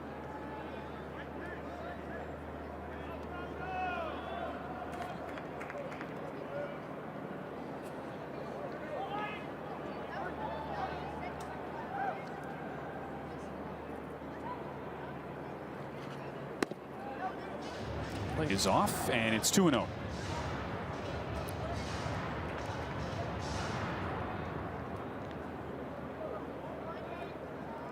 After that walk by Chase Brunson, now 8 of the 9 TCU starters have a walk today. This one is banged to center field. Garcia on his horse reaches up and barely has enough room. Noah Franco gave it a ride. That's the second time he has just missed one to dead center. Yeah, he's put some good swings on the baseball, and just not much to show for it last 2 at bats, but yeah, that ball was bolted to the deepest part of the park. 407.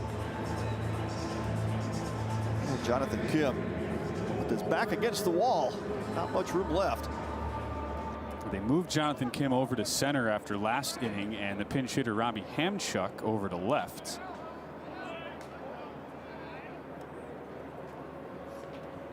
And Tracy Smith out of dugout. Long, slow walk. That tells you something. It will be pitcher number 6 of the day for Michigan.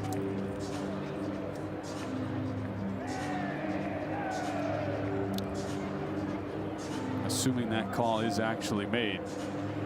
Yeah, Tracy's a veteran. Yeah. He knows what he's doing. He's working a few more pitches for his next reliever is what he's doing. Yeah, you saw some activity. There was a player that ran into the bullpen from the dugout. Probably one that was not counting on getting on the mound today, but see Ricky Kidd up and throwing, and they will make the call.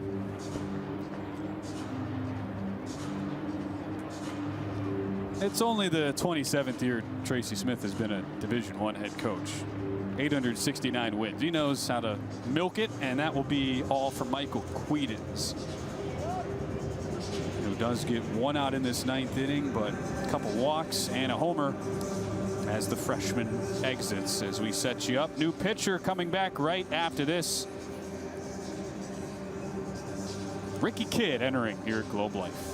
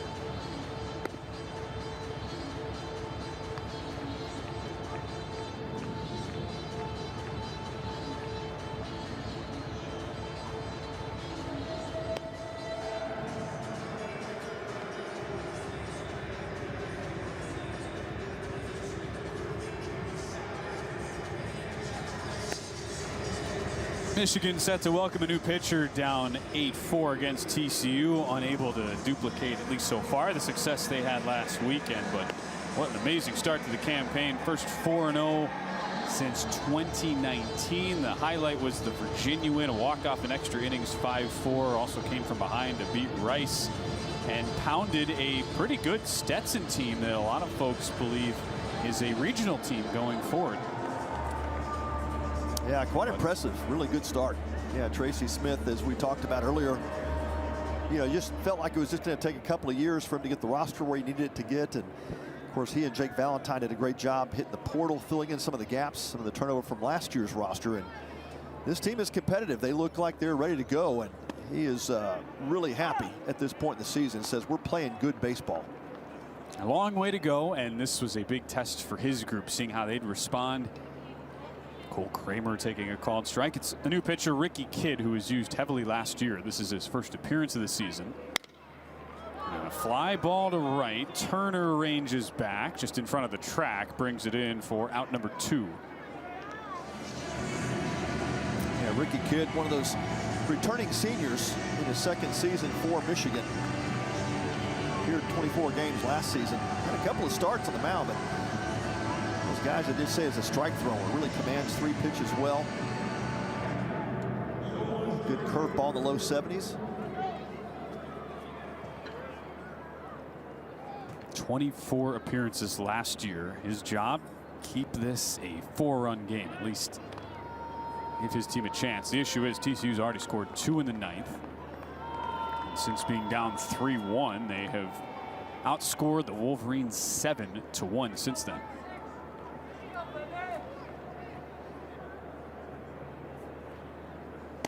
Nolan Traeger watches that pitch run inside, 1-0. We expect to see a lot of Carson Bowe in the next couple of days, the normal starting catcher who was a freshman All-American a couple years ago, but this is a great option that TCU has in its stable. Nolan Traeger works ahead, 2-0. And they've got starting catcher 1, which is Bowen. They've got starting catcher 1A, which is Nolan Traeger. Not much difference between the two, and great luxury for Kirk Saarloos to have 2 outstanding catchers at this level. This ball is blasted to right field. Nolan Traeger goes yard. The Horned Frog catchers keep mashing, and TCU has opened it up, a 10-4 lead. How about that? Yet another home run for this Horned Frog offense. 4th in the country, coming in with 11 into this game, and they just continue to add those top 5 totals in the country. Even worse for the Wolverines. That opens up a bigger lead now. 6 runs for the Frogs.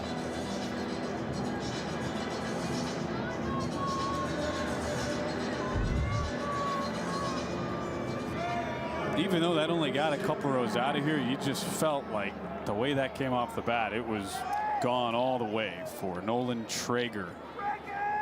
Yeah, that was a missile. It closes the book on Quedens. 3 earned in an inning and a third. Called strike taken by Sam Myers. This is what TCU does, though. It feels like you're good for 1 to 2 cricket innings a game when you face the Horned Frogs. They put up a lot of those numbers, and talked about the patience that they have at the plate, but then when they get a pitch that was hanging, like that last delivery from Kidd to Traeger, they just put good swings on it.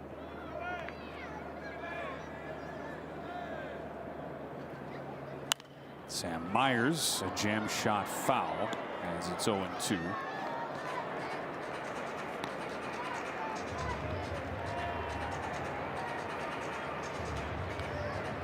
TCU's offensive numbers, they really took a step back last year. You go across the board. The only positive thing was they didn't strike out a lot. Second fewest strikeouts in the Big 12, but bottom 5 in average, on base, slugging, even homers. Weren't able to steal many bases. That one bounces in 0-2. It really felt, though, more like a one-year aberration than what to expect for an offense that is so talented top to bottom. Yeah, that's right. I think, you know, you can't understate the just having Bill Mosiello back as the hitting coach and what he brings to this program. Coach Mo, they call him, and he has got these hitters dialed in early in this 25 season.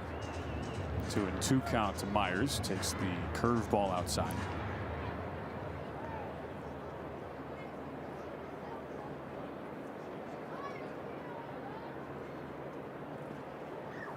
Swing and a miss. Pretty looking curve there from Ricky Kidd.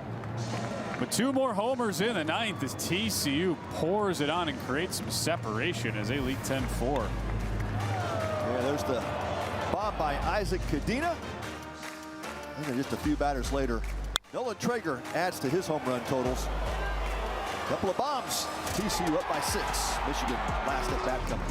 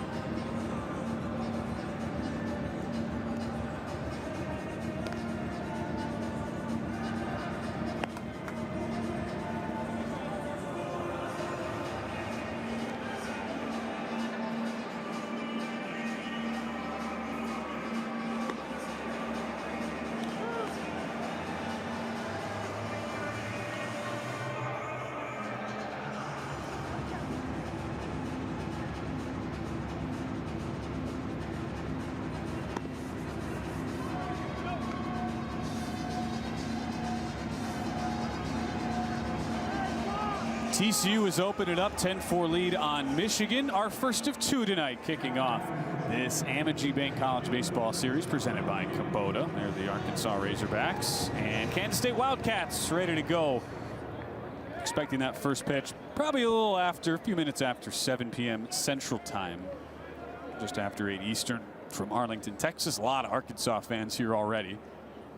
They've been here since, a lot of them, at least first pitch of our opening game as we go to the bottom of the 9th. There was a lot of red floating in those stands, yeah, even 5, 6, 7 innings ago. Arkansas fans are ready.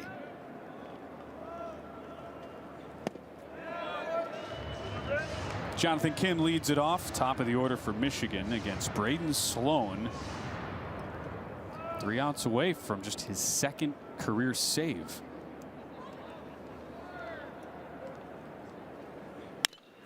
That one is sliced foul down the left field line. As it's 1-2 on Jonathan Kim. A couple of defensive reinforcements for TCU. somebody was tumbling, but comes up with a baseball. So there you go. It's all that matters. And then smartly hands it off to the lady next to him.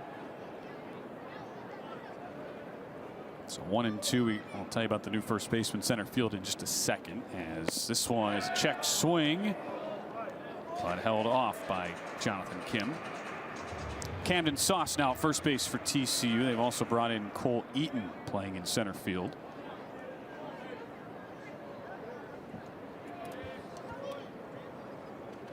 The 2-2, too good on that changeup. Gets Kim out in front. Not easy to get that man, Jonathan Kim, out the way he's swinging the bat. Yeah, especially by strikeout, which you don't often see that happen either. So, yeah, you think about the old baseball rules, right? You can't throw a left-handed changeup. And Braden Sloan, you can just throw the rule book out on that deal, man. It's just, forget it. It is such a great pitch. You can throw it to anybody, any count, any situation.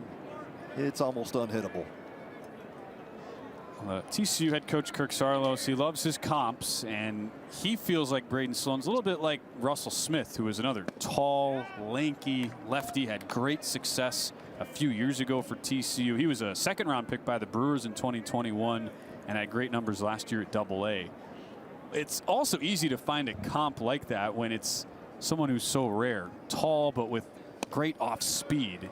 Here a fastball and just misses outside to Cade Laidhoff, and it's 2-0. Yeah, and it really starts to kind of destroy some of the, the theories of having pitchers have to throw 95 to 98 to get to the big leagues. This guy's a big league pitcher. That pitch right there is going to make him a lot of money. That pitch smacked to center, and that's what he really has to avoid, is just falling behind in the count, having to come in on a slower type fastball in the upper 80s, as Cade Laidhoff has hit the ball hard tonight, but that's his first hit to show for it. 1 for 5, and he's aboard.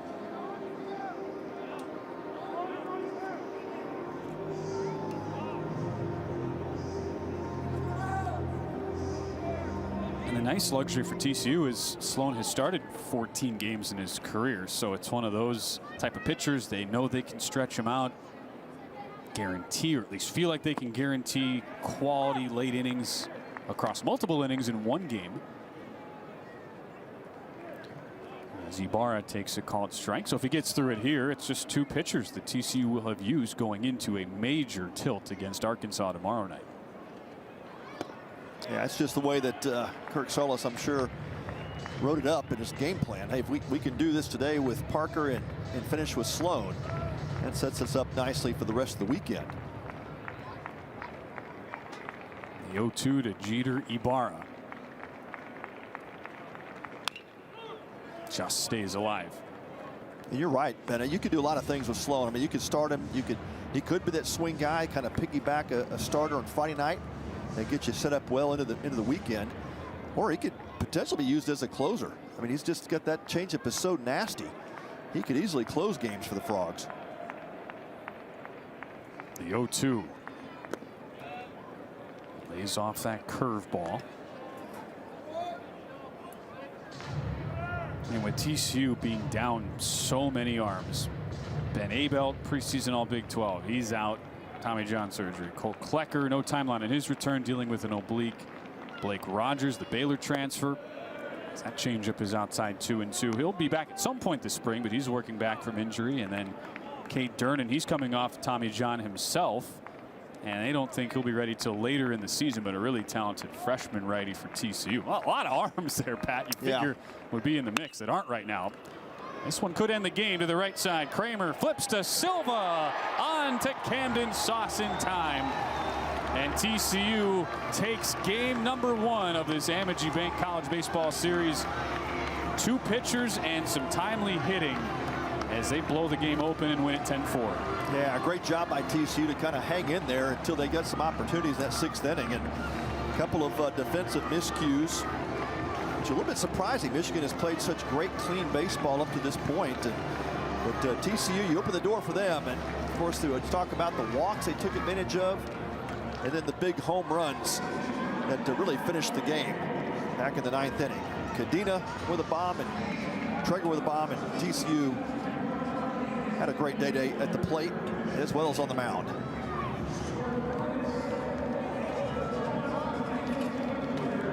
Better days ahead for Tracy Smith. His team was the talk of college baseball after a 4-0 start. But a really tough ask against a TCU team that is rolling right now. Caden Parker stayed in long enough to get the win, and TCU doing that without guys like Ben Abel, who you saw a second ago, dealing with injury.